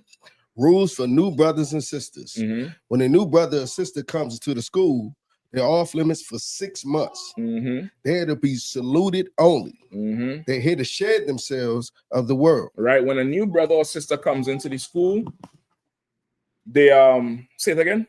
They are off limits for 6 months. They are off limits for 6 months. This is known as the UPK 6-month rule. Some people call it 1 year rule, right? And 6-month rule, 1 year rule is the same thing. They are to be saluted only. They come up into the school, they are off limits for 6 months, which meaning what? They come into the school, it's Shalom, brother, Yahweh Shem Shabbat. Shalom, sis, Yahweh Shemata Bashem Yahshai. That's about it. No such a conversation going on. No such a long talk. Don't go into be a whole damn stand-up comedian for the brother. Don't do that shit. Don't start telling jokes because you need to make her laugh because you will wait till a woman's heart is laughing. There's men in here who gonna see it and just log it down. Just mark it down. And same thing for sisters. Sisters, don't go, telling the brother how big and strong he is and you see he working out and you so intellectually gifted. What does that word mean? You so smart, start flattering the brother. Don't do none of that shit. This is not the church. Do your time. Do your time in here. Take your time, learn what must be learned. They are off limits for 6 months. They are here to shed themselves of the world. You get the point? They're here to learn. Keep going. Come. They're to be saluted only. They are to be saluted only. That's it. Say, Shalom, how you doing? All right, no problem. That's it. That's all that's part of the salute. You say the salute, all right, this is how you doing, no problem. All right, this is something, coming with the head wrap. I see what the head wrap says, good job. There's a way to the UPK way versus, I like that there. That's different. You trying to seduce the broad now. You get the point? And we all men in here, nigga. You think we don't see what the fuck you doing? I ain't doing nothing. I just told her she looked good. Learn online. That's what you need to do. Just go learn online, and just that's it. All right, go ahead. Calm. Like I said. Come on. If I could, sir, and that part where it says they're here to shed themselves of the world goes right into what we was just talking about, where going through that fire. You gotta give them a chance to shed themselves of that world, because that's what's gonna make them a good husband or a good wife. If you don't give them that chance and let them go through that process, you're taking out a item that is not ready to be used. Slack it. That's right. You're not allowing them to be in the fire. You get the point? You have to allow somebody to be in the fire so they become a good person. Not just a good husband or wife. They have to be able to become a good person. And that's what we do in here. There's a saying, I.S.U.P.K, we build men and women, of course. But we build people up into something. You get the point? And you have to allow that process to happen without distraction, without delay, without any breach, anything in the gaps. You're gonna have to allow it to happen. All right, you're here to shed themselves of the world. They have to be saluted only. Go ahead. Okay. After 6 months, if a brother or sister has an interest in a particular person, he or she must get permission from the head to speak to a brother or sister. Right. After 6 months, if a brother or sister is interested in a particular person, all they have to do is tell the camp leader, hey, brother so-and-so or sister so-and-so, I like them. I did my 6 months, so I would like to court somebody. All right, no sweat. Yeah, you did your 6 months. Or you have somebody in mind? You don't say. And you pull out the phone and you start showing them the Facebook profile. And if it's me you're talking to, I don't see you like all the pictures it's showing me got a blue like under the picture, which means you've been stalking this person for how long? 6 months. Yeah, just about. Just about. You get the point? Which you should not have did. That's passive aggressively trying to subvert the 6 month rule. Because the like is, what are you telling the person? If you're a brother and you're liking the picture. Now, if you like a picture, right?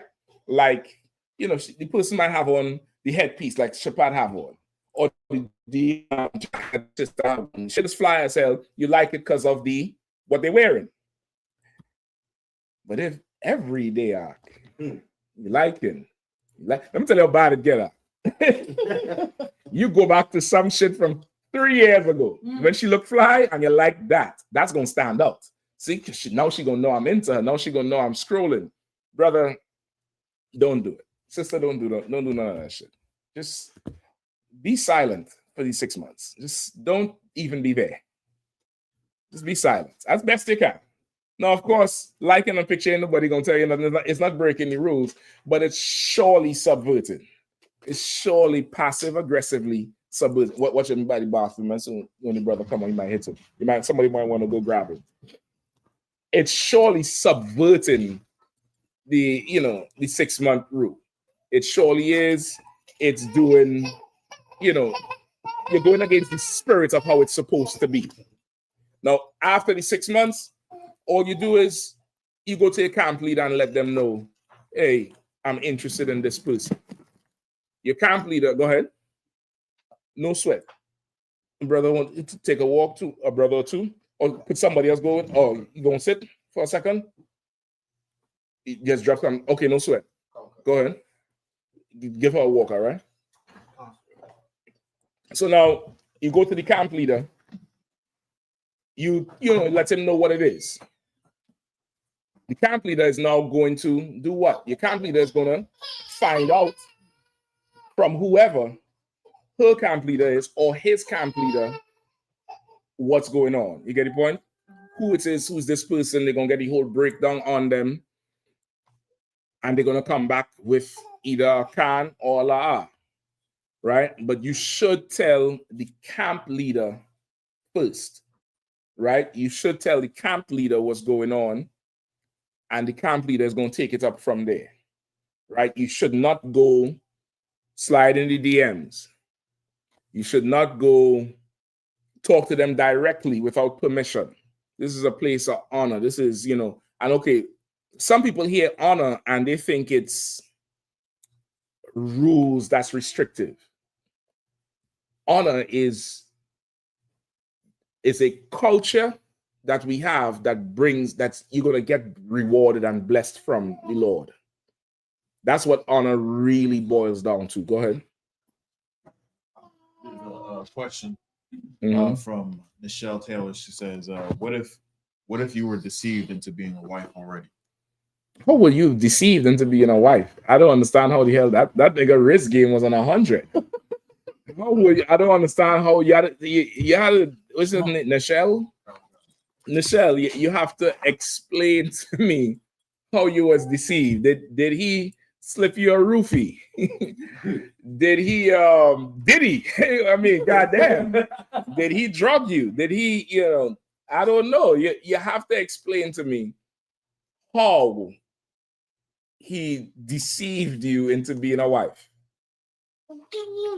Is Nichelle in the school or she's not in the school? Nichelle, you have to let me know if you're in the Israelite school or UPK as well, all right? So now that's how that would work. I think Shapad left. Is there anything after the 6 months? Pass it to Bukwa. He could take it from there with you. Huh? You could pass the mic to him too. That way your hands get free, all right? Go ahead.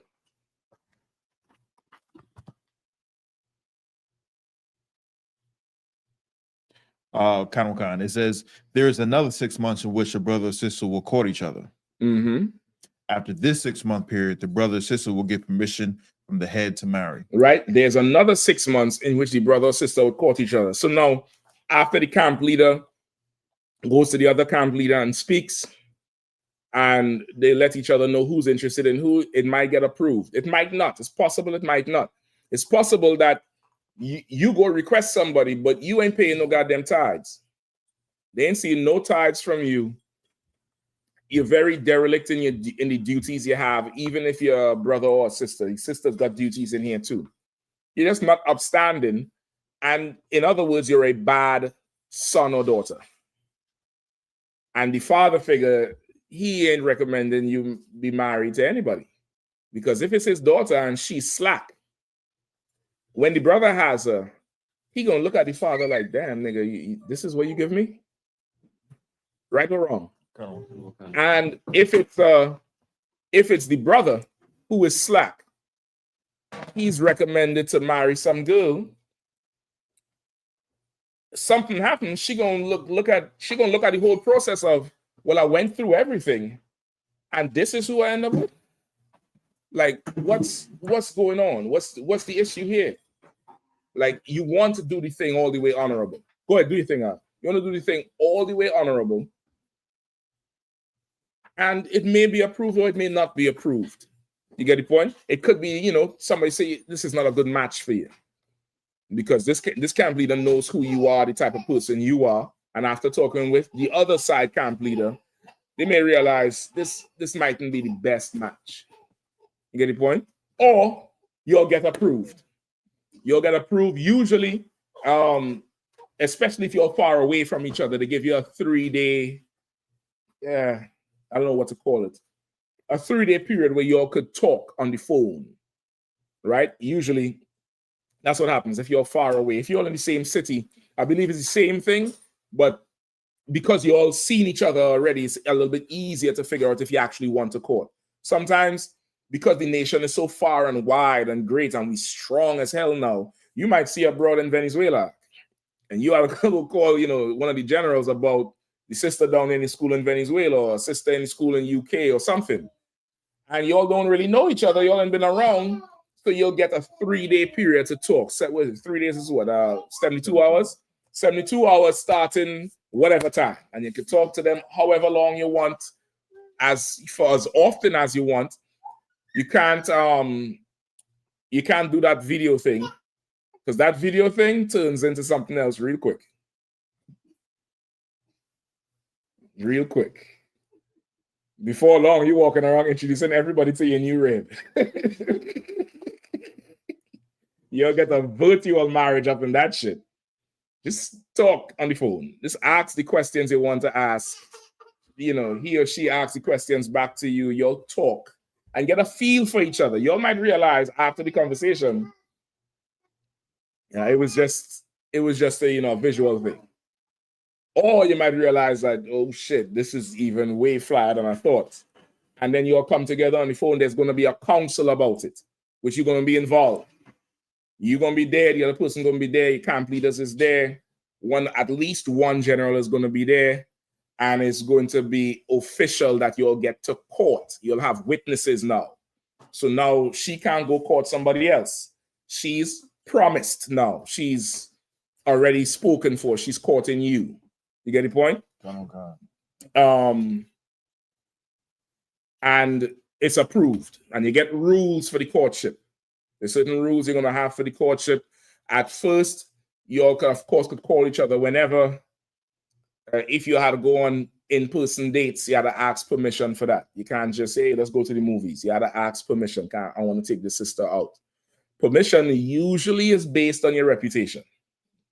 So if you have a reputation of running from fire, you're probably going to get denied. You probably just, this is what you'll hear. Not yet, brother. Give it some time. It'll be real smooth. But that's just, can't trust you around this person here. You same thing for the sisters. She might want to go on a date. Not yet, sis. Or, yeah, what movie you all want to go see? I no sweat. Buy 4 tickets because you're going to get chaperoned. Somebody's going to tag along with you to make sure you all don't dishonor yourselves. Because what could happen? What could happen if you're not supervised? What could happen if these things are not in place? Go ahead. They could marry prematurely? Before that. That's true, but before all of that, before being married, when I say married prematurely, brother, means they could have sex. Before all of that, what could happen? What he was doing, what nasty shit he was doing in the back of Magic Johnson movie theater down there in 2016. What he was doing? He was doing some more nasty shit with her up in that movie theater. And now, 2 weeks after that shit that y'all was so passionately in love, what happened?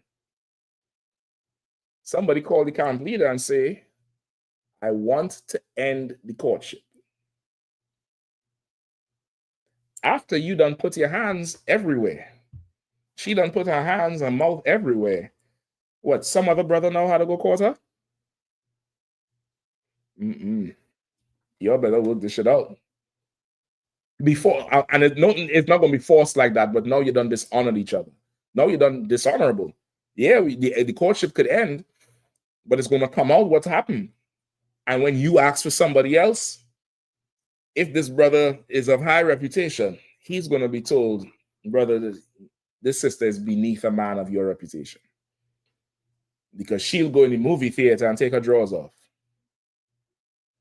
She'll be on FaceTime and showing all her titties to the brother. The brother got screenshots of her titties and you're going to ask for her.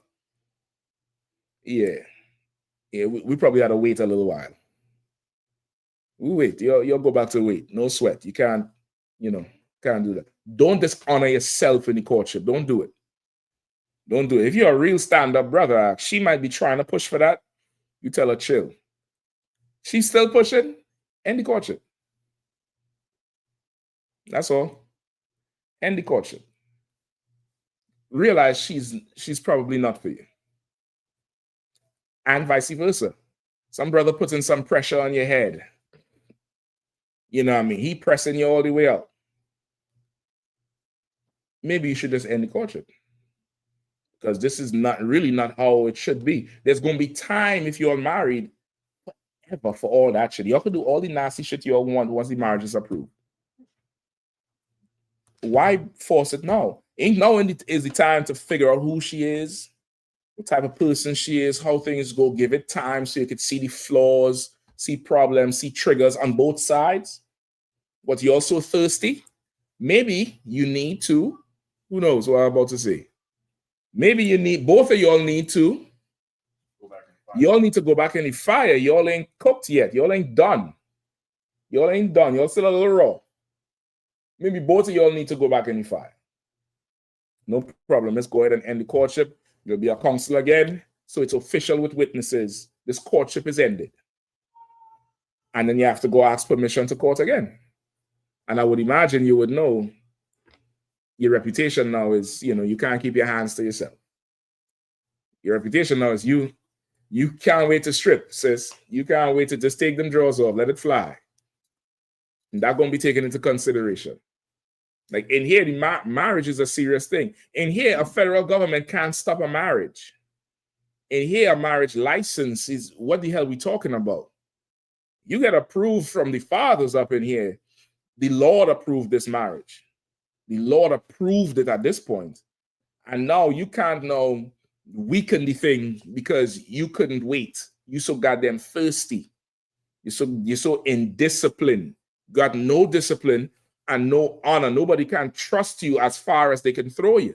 The minute you out of sight, you're going to do something foul, which is why the 6-month rule is so heavy, because from the time somebody's breaking that 6-month rule, you know where their honor is.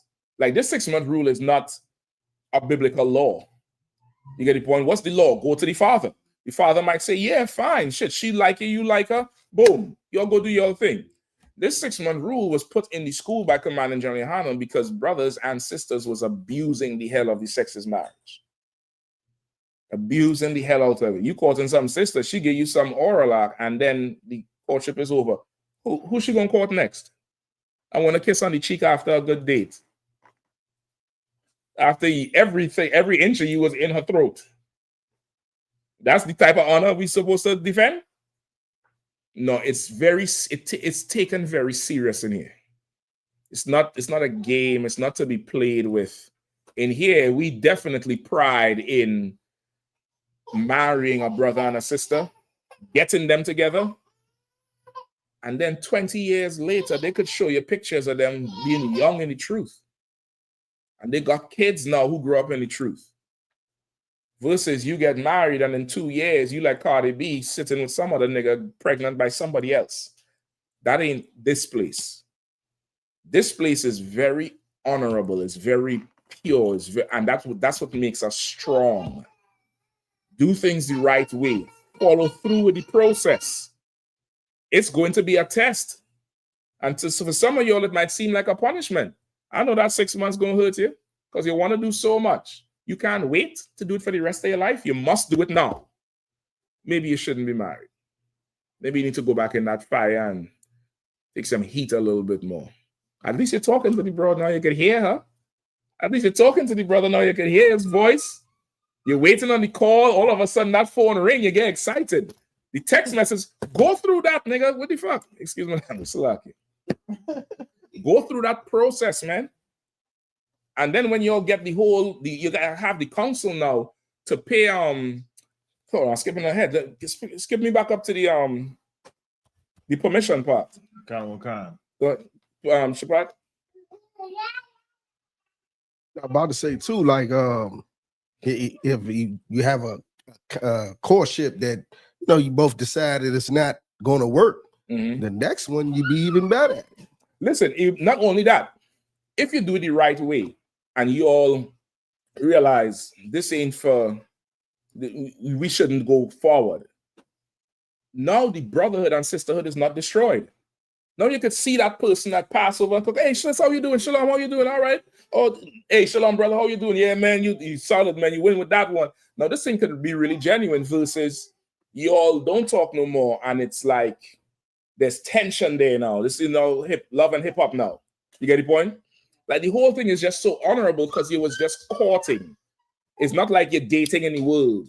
Courting is we talked and we had permission to communicate with each other with the intention of maybe marrying in the future. But nothing else was done. And we maintain that honor in here. So that's just it. You get the point? It's so honorable, this thing. Right? Go ahead.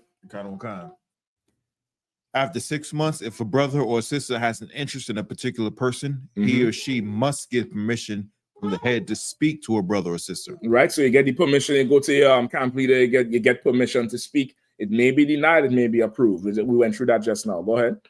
there is another 6 months in which your brother and sister will court each other. Right. So after that, now you have another 6 months to court. Right. It's recommended strongly to do the 6 months, at least the 6 months of courting. We all just talking to each other and texting each other all day long, whatever. You would be advised, no sexting, no, no peep shows on the where's the WhatsApp and the Snapchats and none of that shit. Just don't dishonor yourself. There's plenty time for that. You'll get married. You could just do whatever you want to do. But in the courting phase, you're talking. You all want to go on a date, just get permission for that. It depends. You might get permission to go ahead on your own, or they might say, well, listen, the cookout coming up. How about you all just come down to your plan to come to the cookout? That'll be a date time for you. You'll come down there for the 4 or 5 days. There's many witnesses. You can't disappear to do nothing behind the bouncy castle. Nothing. Somebody gonna see you. Somebody gonna see you. And you're gonna really see how things is because you're out in public. You're gonna really see everybody's character and everything like that. You come down there and her camp leader, your camp leader, each person's camp leader is going to be able to observe them and see what's really going on to see how to move in the future. You get the point? Okay. Or if nothing is on schedule, you might get permission to go. Somebody might be asked to accompany you. You get the point? You ain't got to sit with them, but just let them do the thing, just to make sure they didn't sneak off and do nothing, unsavory, right? If them purple faggots had this in place with Joy Morgan, she'd still be alive. Because she wasn't married. He was already married to some broad. They don't believe in multiple wives anyway. He wanted her and seduced her into the car, and she never came back. If they had that whole system in place, the girl would still be alive. You get the point? Like, this thing that we have here is to give you the best chance at success as you grow in the truth. Keep going, Bakwash. Okay. After this 6 month period, the brother or sister will get permission from the head to marry. Right. So now, after 6 months at least. Now, if you might be bold, you might want to try it after 3 months and request permission to marry. You might get denied. Based on your reputation, they might say, all right, cool. I don't know. But I know after 6 months, you could be taken seriously. I would say court for as long as you need to. Right? Court long and strong. That's the best way. You get to know each other. You know what's going on. And it's not to say a shorter courtship is less successful, because you might spend the time needed to learn each other. But just take your time with this thing, because once you all get married, it's for life. This is not something where you have the thrill of sex for 2 months and then you all, after the new car smell gone, you all don't like each other no more. That shit ain't happening. Y'all together now. You get the point? So after 6 months, you could go request to marry. And you tell your camp leader, she tell her camp leader she ready to marry you. You tell your camp leader. The camp leaders will both get together, speak to the general, and you'll get permission. He'll consider their recommendations. Sometimes it'd be like the camp leader might be like, I ain't think they should get married, sir, because of X, Y, Z. And it'll be like, well, did you tell them? The camp leader will come and tell you, listen, I don't really approve this. I think this is, a problem. I'm letting you all know. Y'all could still go get married, but I'm saying this, I don't think this is a good fit. It could happen like that. Or it could happen where, amen, them two I've only heard good things about the courtship from both sides. It went well. Boom, the general consider everything, and he'll approve the marriage. Also, for you brothers, the minute you see her and like her, start doing Uber.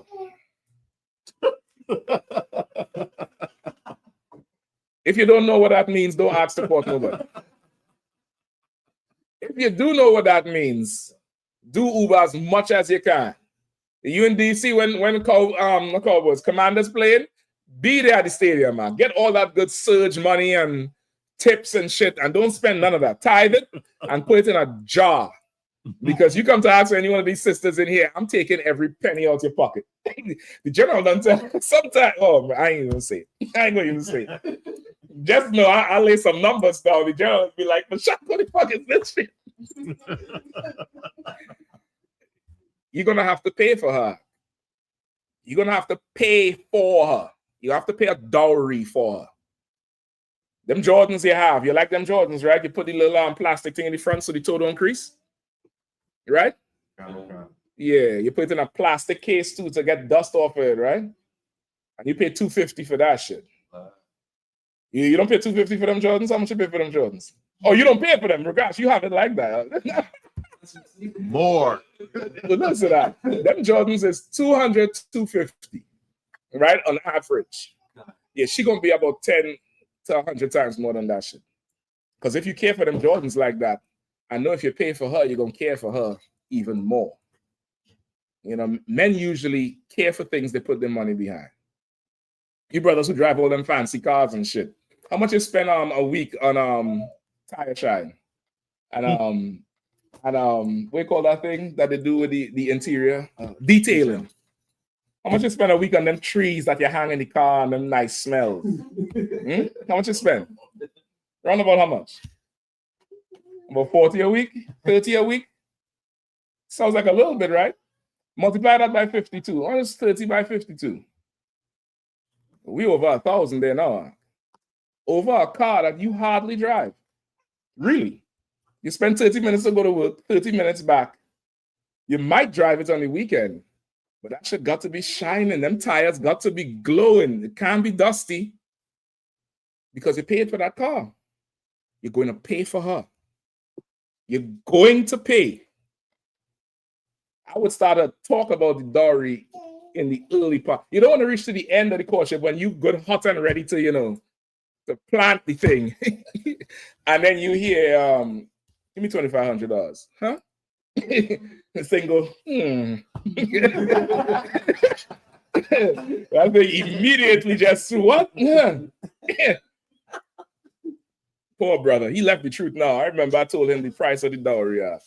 He said, I have to pay? I said, yes. He left the truth like 3 weeks later. I was like, boy, listen, it's rough out here. Yes, you're going to have to pay. You're going to have to pay. Who knows why? Go ahead. Because our women are valuable. That's true. That's a good answer. That's a good, safe answer. You ain't going to fail the test with that answer. But there's a little bit more. Go ahead, Shabbat.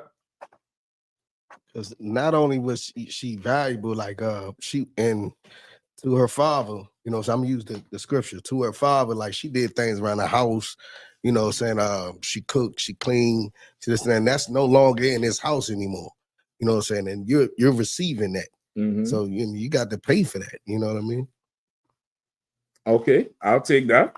Give me Ecclesiasticus 42 and 9. Shabbat is definitely on there. Anybody else want to chime in? It's like if I may. Come on, Kazak. I was gonna say because I don't know if you see the headline. They said DC federal government shuts down the marriage license. Brother, I damn nearly choked this evening. I was like, look at that, brother. The white man done stopped y'all. You're all talking about go down there and get that marriage license. And listen, ain't no marriage license to get. And there never was. Go ahead, Kazak Splakin. Kawaka, no, you have to pay because she's a possession. Mm-hmm. That's why you have to pay. Like she was the possession of her father, and now she is now your possession, and that's just the way it is. You have to pay for because she's a possession. She's now in your possession. She's a possession. I'll take that too. There's something else that gives it a little bit more humanity for the sisters' part. The brothers understand it. Because brothers, we meant to rule, and in authority, claiming things comes natural. This is mine. That she's mine. But for a woman, that should, especially nowadays, that should sound like slavery. To her, she's a possession. What? You don't own me? This receipt says I do. What are you talking about? This receipt here is a slack here. I'm just joking. Do not ever tell her dowry price. Don't do it. Do not ever do it. You'll be evil for doing it because women talk. And what if another brother paid more for his ribback? She's going to feel a type. Don't never tell her the price. Don't never do it. You hear me, motherfucker, slug. Don't ever tell her. What you would find too, some of us in here, I'm going to come to you, brother. Some brothers, because of their excellent reputation, brother, the brother says, I'm giving her to you. You know how to pay shit. That could happen. That could happen because of all the work he done in here. Listen, David didn't pay Saul for his daughter. David didn't drop a dime. He dropped a fucking Hamite head though, but he ain't pay a dime. You get the point? Because of what he did, Saul said, well, goddamn, how can I ask him something? Take this girl. I need to give you something. Sometimes she is the reward for your service up in here, for you being right and honorable and trustworthy and just taking load onto yourself and running with it. Brother might just be like, listen, you too wild, brother. You might come and say, sir, okay, so I've been saving up this Dory. I have X amount thousand save up. Listen, I use that for that marriage and that baby, brother. You have my permission. You ain't got to pay nothing. Put that in the record. This woman is yours. That could happen. That could definitely happen. All right. Slucky, Yahanna, go ahead. Calm. I was going to try to take a crack at the answer one more time. Not only to add on to what Officer Spa said, not only when we pay our dowry, do we take away that value from their father, but our women will also add value to us. Well, that's definitely true. You should be getting something valuable as well. But it's something a little bit more. All right. Let me get this here. This one put it in perspective for you a little bit more. All right. Let me get Ecclesia. What did I ask for? Yeah, please. Let me get that. No, 42 and 9. Did I say 416? Salakia, 42 and 9. I think that's what I need. Let me look it up for sure. Ecclesiasticus 42. I have a response from that sister earlier. Yeah, go ahead. Let me hear it. Kind. She says, "I'm not in the school. He didn't tell me the truth about anything until I gave him my temple. But I am grateful that he introduced me to the school." All right, give her a hand. At least that's good. I'm grateful that she introduced you to the school. Okay, but okay, so you don't have to say his name, but I'm asking, so I'm assuming the brother you're speaking about is in the school. All right, I'm assuming that if you're still online, sis, just let me know if he's in the school. Don't say his name. I'm assuming he's in the school, but he didn't tell you everything up front. Just let me know if that's correct or not. All right, give me Ecclesiasticus 42 and 9.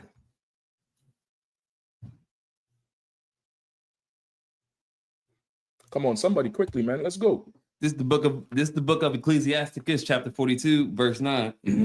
The father waketh for the daughter, when no man knoweth, and the care for her. Let's slow it down now. The father waketh for the daughter, when no man knoweth. What does that mean? Go ahead, Shapat. Like, he didn't lost sleep. You know what I'm saying? Making sure, she was in the house at the time.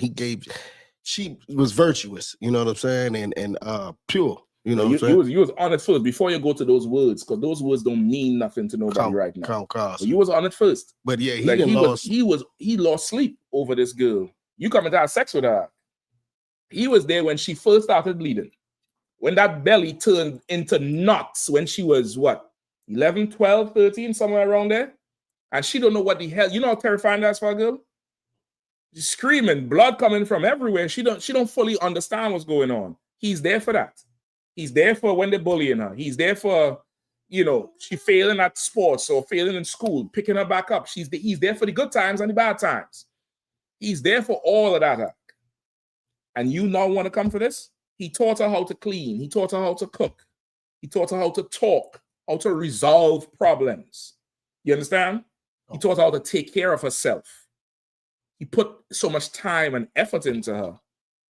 You would not even begin to understand the preparation that went into this girl. It's different for a boy, because usually a boy is meant to go and conquer and claim shit. The woman is the thing he's going to eventually claim. So the care you have to put into a male child is nowhere close to the care you put into a woman child. You get the point? It's a totally different thing. So it's putting it in perspective for you now. Read it one more time. The father waketh for the daughter, when no man knoweth, and the care for her Like, and the care for her taketh away sleep. The care for her taketh away sleep. What does that mean? Same thing you said. You lose sleep. You're stressed out over this shit. You get the point? You got to make sure this thing go right. You got to make sure she understands certain things. Make sure she grow right. You got to maintain the whole dynamic, because you the first male that she's going to have in that interaction with that's so close to her. You get the point? You had to make sure, you got to watch what you're doing. Go ahead. When she is young, lest she pass away the flower of her age, and being married, lest she should be hated. All right, what does that mean?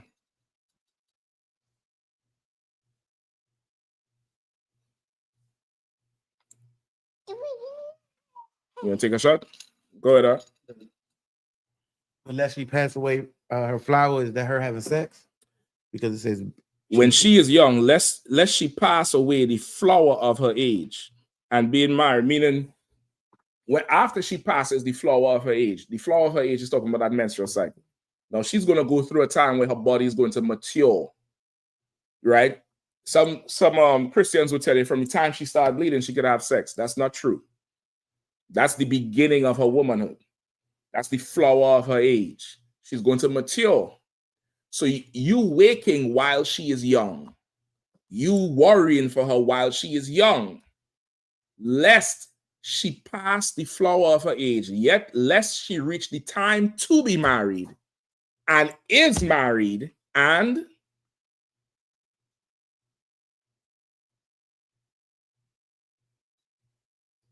read it. It says and being married. It says when she's young and being married. Keep reading. Least she shall be hated. That's why he is waking so much. That's why he's losing sleep, because he knows one day he's going to have to give her to a brother much like himself. A man who has the same temperament, the same value for discipline. He's going to have to look for another him that she can have sex with. And he knows he has to prepare this girl, because this brother is going to hate this girl if he doesn't do his job. You understand? He's waking for her. He's losing sleep while she is young. Wait, hold on. When she is young, lest she pass the flower of her age, lest she pass that stage which her body's developing and she's growing mentally, she's getting it together. And then she reached the age where she could now have sex and bear a baby. And now she gets married, and the nigga she married to hate her because she wasn't raised right. You get the point? You get now? Who are they, Yahanna? Okay, Musa and Christ. I'll keep reading. Whoever was reading. Verse 10. In her virginity, lest she should be defiled and gotten with child in her father's house, and having an husband, lest she should misbehave herself, and when she is married, lest she should be barren. Right. So he's preparing her for all these things, so that certain things don't happen that would defile her or make her less valuable to somebody who he wants to marry her to. You get the point? He wants to marry her to, and that's the whole thing, having the child in the father's house. Now she's done had sex with her brother before the father is involved. The father may not even approve of the brother, or the brother might even stick around. Now, how are you marrying her to another brother? And in Israel, at this time, in our nation, we done fallen so far because we follow this white man. In our nation, that woman had to only know you. If she was with somebody else, nobody's taking her, which is why the Bible says, take care of the widow. You get the point? It's very rare you would find somebody who would take her, to marry.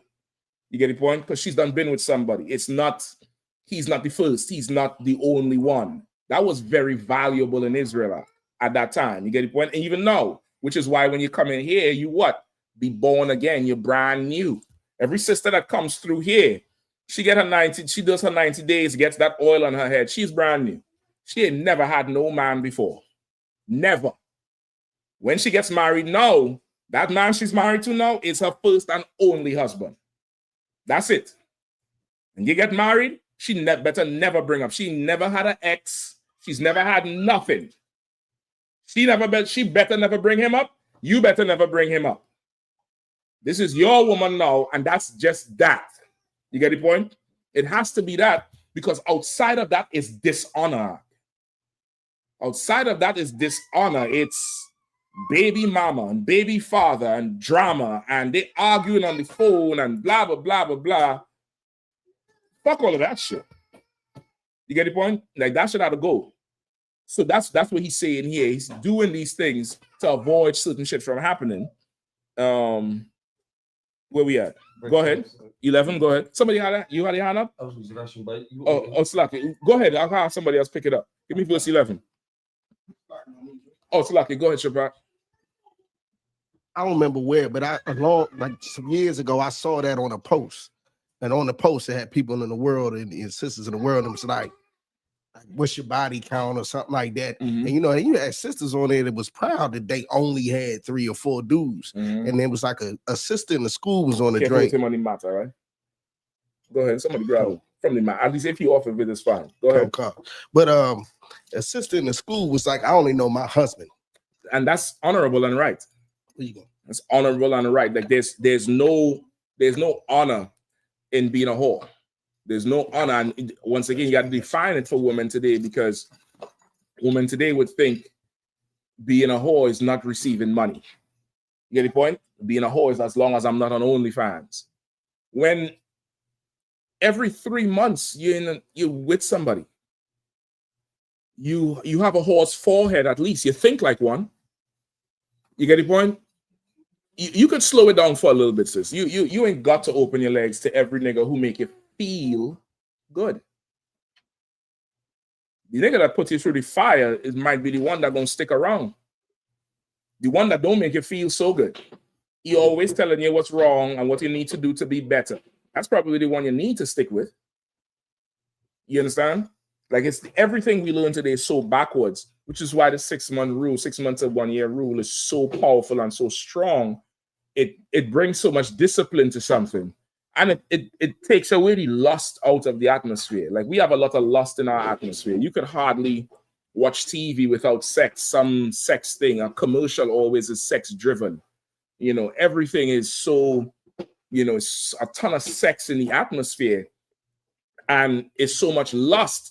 Yet still scientists and psychologists are saying people are having less sex at any time than any time in history. It's damn near like an oxymoron. Like, how is that even happening? It's happening because pornography is $1 billion industry. Why does he need her when he could turn on the screen? Why does she need him? The toy industry is ridiculous. She don't need him. She don't need to work. She don't need to make herself better to make him want to stay. He don't need to be disciplined and stoic so he could deal with her when she's falls weak. She's a woman and she's a weaker vessel. You're going to have to be strong. You're going to have to be able to handle this situation. You got to be her father now. Her father knew when it was time to check her and when it was time to comfort her. Sometimes you got to do both. But now, the society we live in, everything is out the window. You're going to have to come in here and be brand new and born again. Finish off reading now. Give me verse 11. Keep a sure watch over a shameless daughter, lest she make thee a laughing stock to thy enemies. Right? Keep a sure watch over a shameless girl. You got to watch her because she could go and embarrass you. Go ahead. And she bowered in the city and the reproach among the people. Right? Mm-hmm. And make thee ashamed before the multitude. And make thee ashamed before the multitude. Keep a watch over her because you could be a byword because of how she was not raised. And in similar fashion, you get a rib now, brother, you are now replacing her husband. Even in Esau's marriage, you waiting at the altar with some fake preacher, and the father is walking her down the aisle, and what does he do? Give her away. Give her to you. Even that whole thing, give her away. That's retarded. That's how they say it. But he's giving her to you. He's putting her hand. No, this is the last time he has authority over her. He's giving her to you. He's like, you got it now, brother. She's yours. This is yours now. That's the whole thing is very spiritual. Is you her daddy. She called you daddy, goddamn. Them young girls put the Z on it and call you Zaddy. They put the whole, it's spiritual. It's a spiritual thing. You her daddy now, you just, and the connection you have with her. Her father went into her mother to make her. You go into her to make her yours. That's sealing the deal. You get the point? And this father goes through all this stress. Listen, this father kept her pure in his house. You getting a brand new girl in her. Nobody know her. You ain't gonna pay for that shit? Nigga, you ain't shit. If you can't come up with some bread for her and come with a deposit and a payment plan and a willingness to work to pay for her, nigga, you just go ahead out. You know what, brother? She's horrible. She don't clean. She don't cook. She's nasty. Yes. This is gonna be a burden to you, brother. Don't I even listen. Shit. If I had one better to give you, I'd give you. I'd just do everything to get you out the fucking way. You ain't coming to bring me no cash. So what the fuck I was working for these last, 18, 20, 21 years for? Just to give her away to you? What have you done so special? But you can go down to the courthouse and get a license if you want. And marry some piece of trash. You get the point? I'm going to say piece of trash on both sides. Not just the broad. She could go down there and marry some brother and just, in 2 years, she find out when he and the boys, playing a pickup game. It's not on a court. He picking up something else. That's what happens with the marriage license. But this process here, sisters, you're going to get a man. Brothers, you're going to get a woman. You're going to get a wife. You're going to get a husband. You're going to get a marriage. And now this marriage is going to be witnessed by the nation. Because we in social media now, right? What do sisters do the minute they get butterflies in their stomach about somebody? Go ahead. She start posting them on her story. She start posting them on the stories with the Jodeci. With the 112. Come on. With a full paragraph included. Oh my God! Don't get them right enough. Don't get them right, and they put on that India reel, one of them old soulful snap your fingers ass bitches, and start to write a whole book about it. You know what I mean? So people gonna witness it. Then when you all get married, brother, she gonna post married, property of, like how the sister put NASA One down the arm, brother. That shit went viral. The nation loves to see that shit. They love to see it. But the process behind it, the work that goes into it, nobody sees. And you have to be part of the work. But that process is gold, is shining, is glorious. And people are going to be waiting, wait till she gets pregnant. Oh my God. She posting every inch of growth. And everybody's congratulating her. And here's the only place you get pregnant. And here, congratulations. Brothers I remember I get a call 3 o'clock in the morning. The brother sounding low. The brother, hey, shalom, sir. Now I'm preparing for the worst. I'm like, hey, what's going on now? I'm thinking like he done crashed the car. The broad slap him. He beats up some shit. I'm thinking some shit happened. Or he calling from jail. He say, Salaki, so my rib took a test. I'm like, oh shit, she done hold on him and gave him a disease. I'm going ahead to try to. He said, yeah, and she pregnant. I said, oh, congratulations, some. But you could tell he wasn't expecting that shit. He wasn't expecting. Here, brother, you get pregnant, it's a party. Them sisters can't wait to throw your baby shower. They can't wait to throw your baby shower. And here we celebrate everything once you do it honorably. You do it dishonorably, I don't know, whatever before, you just know you worked for that. You could work for the honorable reward. Or you could work for the dishonorable reward. Just know you deserve it. You get the point? Was there any more? Okay, so now let's go back to the announcements piece real quick before we're done. Okay. Read it over, sir. Just the last part. After the 6 months, they could request to marry. Sir. There's another 6 months. After you said after, right? Just when it said after 6 months they can request to marry. After this 6 month period, the brother or sister will get permission from the head to marry. Right. After the 6 months, you get permission, you go request. Is that it on it? Is that it on the is there more? No. That's it. Nah. Is there more? There's no more. Okay, so that's it on it. Oh, in the marriage. Yeah, the marriage part. Okay. So after 6 months, they go get permission from the head to marry. And that shit is approved all the way up to Commander General Yahanna. That shit is approved. That's why you'll see the generals do the marriage blessing. Go ahead. By you saying that in the Christian church, they have congratulations and parties for divorces. Oh, for real? Yeah, they have divorce parties and get the fuck out of here. Of course, it's the one they have divorce parties and when you find out you're pregnant, they automatically say child support before you even mess up. There's nothing in the world worse than a bitter bitch. It's nothing worse than that shit. I pray all my niggas escape it, and I pray all my niggerettes never turn into it. I'm just trying to tell you. It's nothing in the world worse than that. Misery loves company. That's all I can say. I did not know they had divorce parties, brother. Wow. That's rough. Them brothers in the world, better y'all than me. Meanwhile, while the marriage, the courthouse is closed tonight, I'm going to renew my vows later. I don't need the white man to tell me not a goddamn thing. Nothing. I went and got permission the right way, an honorable way. And I'm going to exercise my God-given rights. You wait until Trump say the government open back again. You dummy. All right. So that's really how it would go. That's in a nutshell, the 6 month to 1 year rule. That's how it would go. Now, of course, because of the internet, there's a ton of nuances. Somebody liking your pictures. Somebody liking your the stories. Because the stories, you like that shit that goes straight to you. The messenger.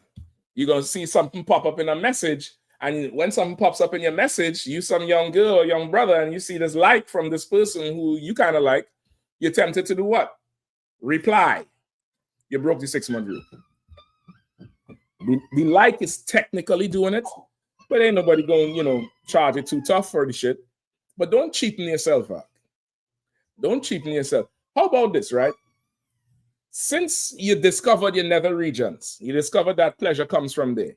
You've been passing notes in class, meeting behind the gym,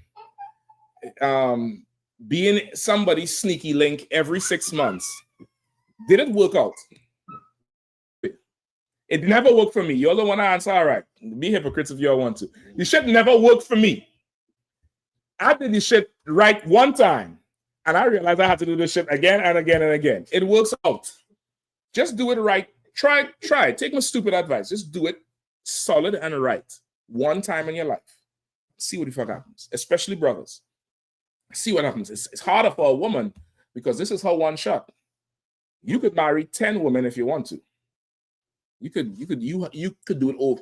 She got one shot at. She had to make sure it's right, which is why she should not choose it herself. Somebody should be involved in her choice. Somebody should be involved in that thing because since you can't, it's not like you could just go do this shit again. You married and that's that. Shit don't work out. You know, unless the nigga die, I ain't want you praying for nobody to die.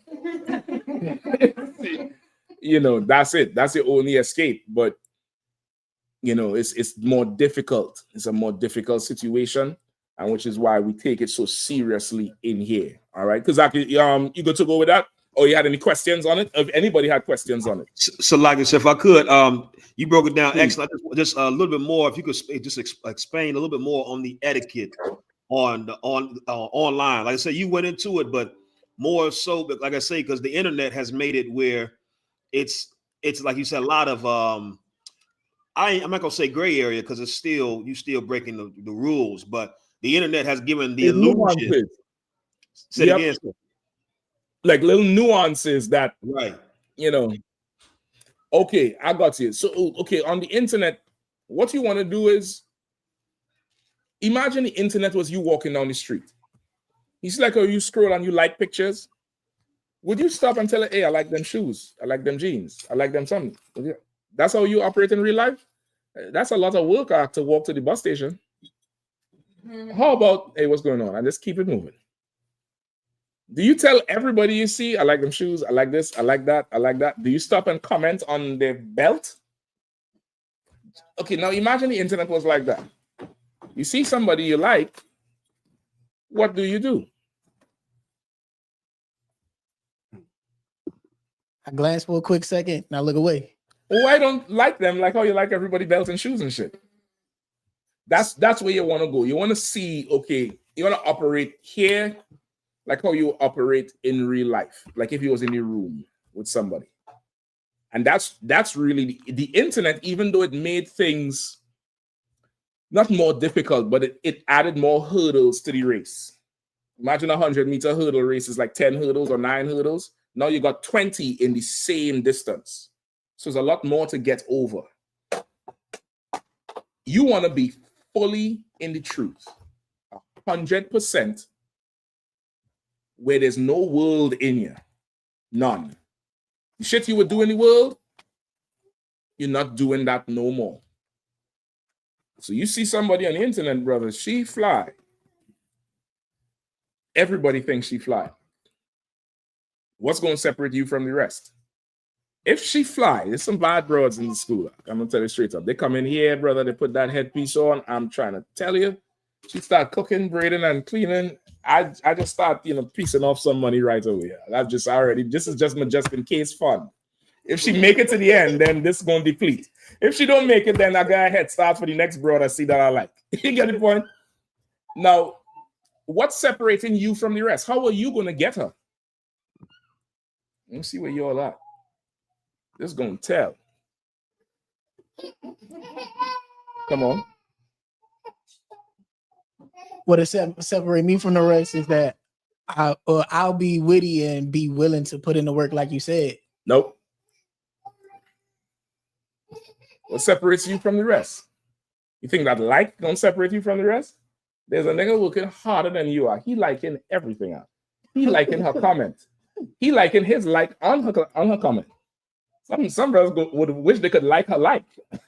she likes something. They want to go in and like the like she put down. Go ahead, Squash. Ask her camply about her. Nope. Listen, from the time she get her name, the call coming in, a text coming in. Hey, Salaki, sir, that sister who y'all just read up, mighty fine camp though, brother, sir.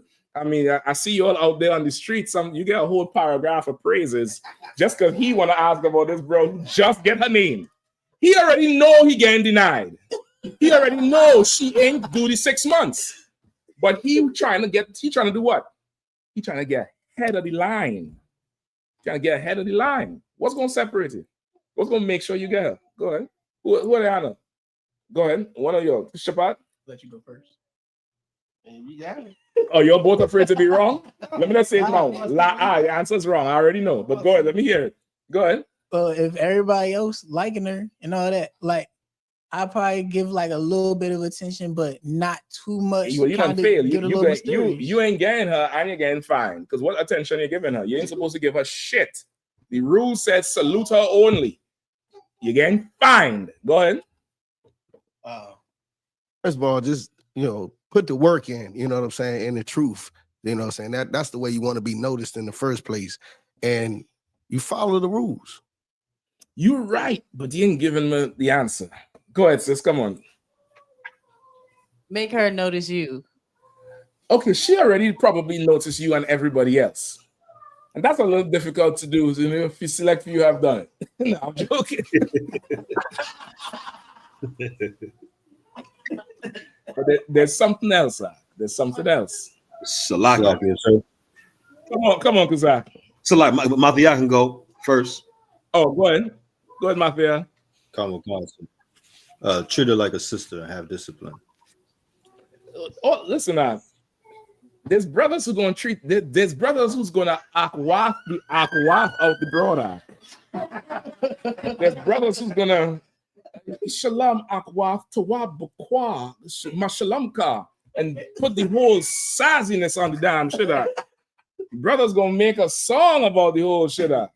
Yeah, be treated like a sister. Listen, she don't want to be treated like a sister. Goddamn, she wants you to take her, but that's not it. That's separate. Go ahead, sister. But not that matter. You gotta ignore her. Well, okay, you got to. I would tell everybody, just ignore. Just ignore. That way, you ain't disappointed if you ain't make the cut. But there's something else that's... Go ahead. Get counsel on how to be like you. No, don't do that. If you want to get some meat up in here, do not do that shit out. You're going to get none. They like me on the podium. They don't like me when I'm in the room checking the shit out of them. They want that nigga on the podium. They want me to cuss the white man out. But let that shit slide out. Call the general to fuck anymore. He's so mean. But since I told you how he was. It's like you just said they're gonna be going, yeah, we're great. You had a great camp out there. That was a good one. Look at that. No, that's right. I'm gonna give it to you for time's sake. I'm telling you, you're gonna have to be full in the truth. The Lord is gonna have to be with you. Nobody said it. You're looking at me like that? No, y'all was close like Iran. Y'all was close like Tehran is close. The Lord's gonna have to be with you in this thing. There's many men who are going to be vying for this girl. There's many. People are going to be in her ear. You should choose him. I'd marry him. I'd do. It's many. Only the Lord going to be able to do it. And you're going to know it's the Lord when you marry her and you realize only the Lord could have given me this girl. And she's going to realize I done struck gold with this nigga here because I couldn't pick this nigga with, all the lights on in the room and he being the only one. I still wouldn't have picked him. The Lord is going to have to be with you. And the Lord is going to be with you by y'all doing everything else. Ignoring her, she ignoring him, following the rules, adhering to the customs. The Lord looks at that thing as honorable. It's like a father leaving the oldest child in charge. And they have a complaint when the father come home. And the little child say, yeah, this one, he told me to stop watching TV and blah, blah, blah. And what did you do? Well, I stopped watching TV, but I think it was wrong. How's the father going to look at that child who did what the one he left in charge said? How's the father going to look at that child? How? Go ahead. With honor. With honor. Because you obeyed. He told you to do this. It wasn't unlawful order. He told you to do it and you obeyed. The Lord looks at your honor and your integrity. And he gonna do it. He gonna, all of a sudden, your next closest competition get banned for 30 days on Facebook. They can't like shit. All of a sudden they get banned. They're in Facebook jail. Some homie, hey, so-and-so is in Facebook jail. If you want to reach him, call this number. He out the race. Yeah, he done. You go out there, you have an amazing camp. Some shit gonna happen. The Lord is gonna put you all together. The Lord is gonna put it together. And if the Lord don't want you with her, you could like everything. You could put a giant thumbs up as your screensaver. That shit ain't going, you're not getting her. And you're not getting him. Because you don't have no integrity. You don't have no honor. Why would he put your scrubby ass with this person who upholding every rule? Upholding it. If they fail at it, they're coming back again. They're trying to do it. They're up on it. They're doing it. They're sacrificing. They're running with the culture. But you choosing this, you doing this when it's convenient for you. Why would the Lord put you with that person? It's not. Go ahead. So like I never tried this precept with this before in this sense, but I got a precept if I could to see if it would go with Come on with it. And then let me get these precepts here to before we roll, all right? Call. It's Romans 9:16. Mm-hmm. So then it is not him that willeth, nor of him that runneth, but of God that sheweth mercy. Yes and no. I like to use that for other things, but yes and no, because sometimes you have to be willing to do what it takes. For example, Tobias, Tobit's son, who went through that whole journey for that old crazy brother. And in a situation like that, he had to do what he was told to do. He could have been like, shit, go down and get a fish and do this. That shit ain't gonna work. Sometimes it just sounds too crazy. But he did it and he got a rib. Or David went down there. David was promised all kind of shit. David said, I'm doing this because this uncircumcised Philistine ain't shit. And he went and did it and then got the reward. You get the point? Sometimes you have to go do something, but it's still favor. Let me get what I hold in there. Give me Matthew 19 and 6. Let me also get real quick. Does that help? Kawakan, sir. That's perfect. The water, sir. That's perfect. The water, sir. Most High in Christ. Yeah, the online thing, you really just want to act like everybody's seeing it and you're in the room. And like if you walk over to her and nod your head and tell her she look good, everybody gonna see it, which is what the like is. The internet is not a secret place in them.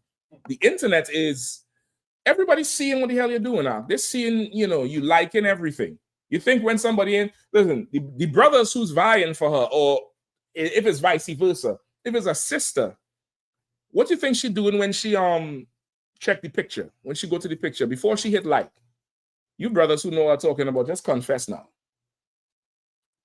You going through the likes that already there to see who's liking. Yes, you do. Yes, you do. Stop lying.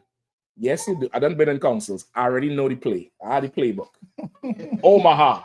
I know the playbook. I know you're running man in motion, nigga. I know you're not going deep. I know you're playing short right here. I know it. You going down to see who done liked her. And if she done like in your pic, it's a mess. Just act on the internet like you're in the room with everybody else. Just do that.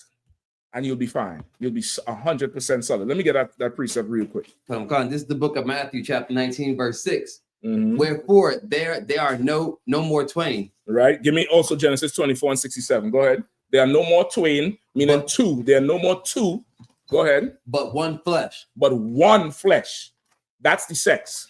The sex makes you one flesh. You go from being man and woman to one. Go ahead. What therefore God hath joined together. Let no man put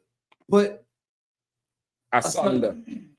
Therefore, what God had joined together, let no man put asunder. Let no man separate.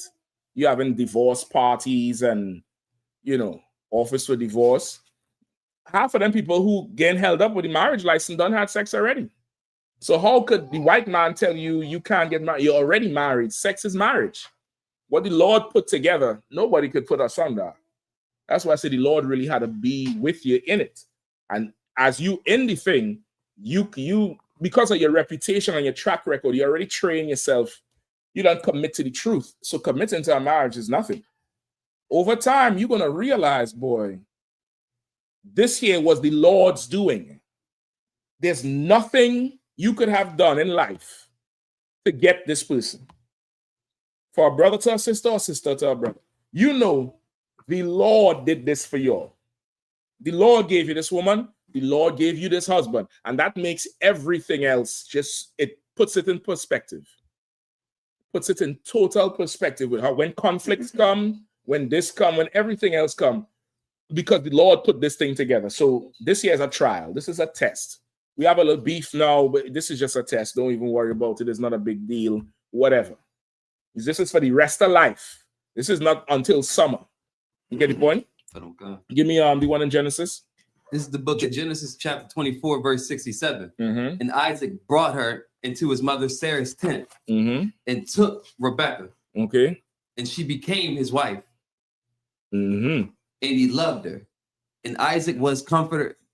And Isaac was comforted after his mother's death. Right.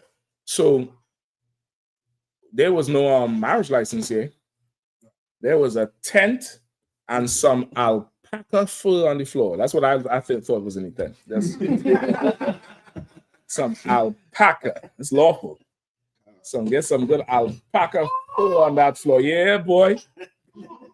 Yeah, I mean, this ain't this ain't not no cheap shit up in that tent, brother. He put her on not the Serta, whatever is the expensive mattress of the day. He put some on some alpaca and lay her down in that tent, and it said he took her. Akwath and them in that time. Akwath. Shalom, I ain't know none of that shit. She come for the business. Sex is marriage, not a license.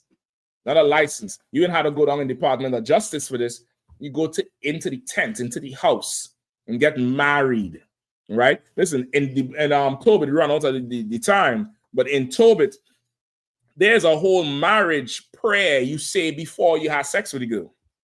There's a whole marriage prayer. And I know some people going to go read this and say, go have your own marriage without permission. Yeah, it's get ready for World War IV in the morning. The shit don't work like that. Just because you got the tools to do it, unauthorized to do it, you should still go get the permission. But there's a whole prayer that Tobit said before he had sex with this girl. And that's what you do. Once you get the permission, brother, you'll plan the thing, where you're going to get married, how you're going to do it. You're going to take the weekend off, and you go at the foot of the bed, brother, cover her head with something. And y'all say this prayer before the Lord. And you go in there, brother, and you do this for the UPK, boy. You do this thing for the UP. When you come out here, you know that meme where everybody's just like, yeah, you come out there, brother. You do it for the UPK. Let her know she married a UPK man. She gonna know. She gonna be like, oh shit, this something's. Come on, let her know. Yeah, just like that, Shafat. It's not that shit. Yeah. That's it. That's the whole process for it. Meanwhile, the white man putting you through, holding you up on a marriage license. Go ahead. Salak, if I may, me and cut to a Christian about the wife thing. If I could, where the angel told Joseph about Mary. Come call the book of Matthew, chapter 1, verse 20. But while these thought on these things, behold, the angel of the Lord appeared unto him in a dream, saying, Joseph, thou son of David, fear not to take unto thee Mary thy wife, for that which is concealed in her is of the Holy Spirit. Right. The sex is the marriage. It's for sure the marriage. Hold on, just one more and then we're done. Salakia, I was trying to end this at 9:30. Give me Salakia. To read that to be saying that yes, Joseph and Mary had sex. They had sex. They absolutely had sex. Give me Ecclesiasticus 26 and 23. Give me it Nasawan. Give me 26 and 23, and then give me 26 and 3. Real quick, all right? 26 and 23, and then skip back up to the beginning of 26. Real quick. And harlot shall be accounted as spittle. 23. Oh, that's 22. 26 and 23.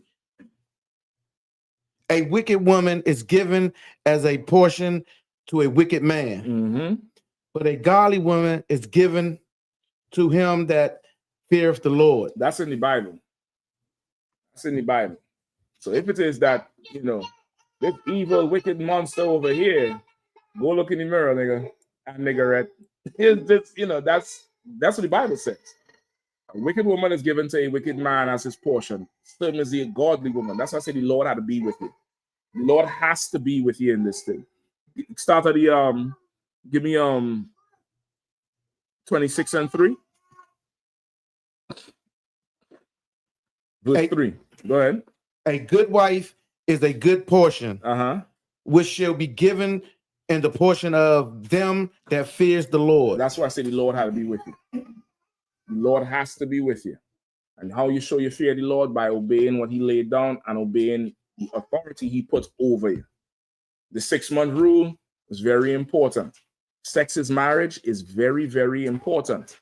That marriage license that the white man holding ransom is a piece of trash, is paper that means nothing, no bearing at all. That sex you having, that's the important thing. With that, pass over the priest and officer Shapat there.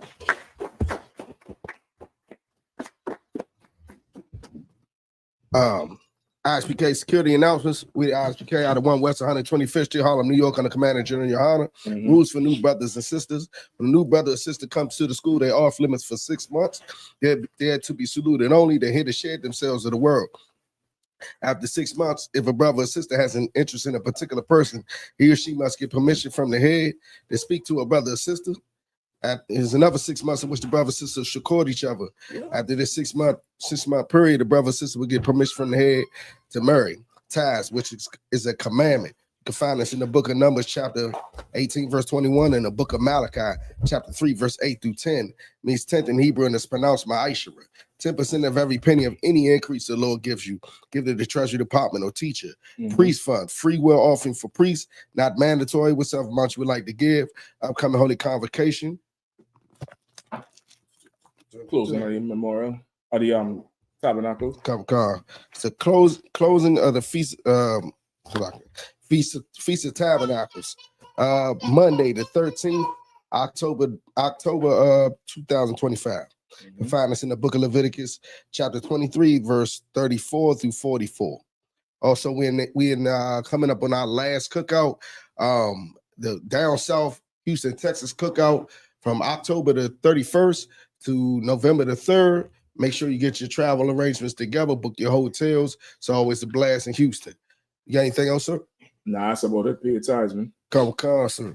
Remind Akwatin to check on social media such as ISUPK.com, Facebook, Twitter, YouTube, and so on for I.S.U.P.K events and materials. If a brother wants to be a trooper in the school, you should start wearing all black, which includes black boots, black shirts, black pants, black headband, a scarf. And with that, I say I might, which means to stand. We'll give a courtesy. Put it on the floor. Put somewhere else. Cup cards. We'll give a courtesy salute to the teacher, men of Israel.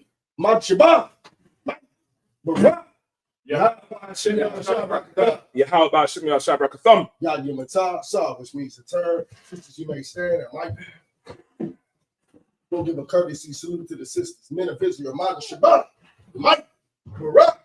Yah, Yah, class dismissed.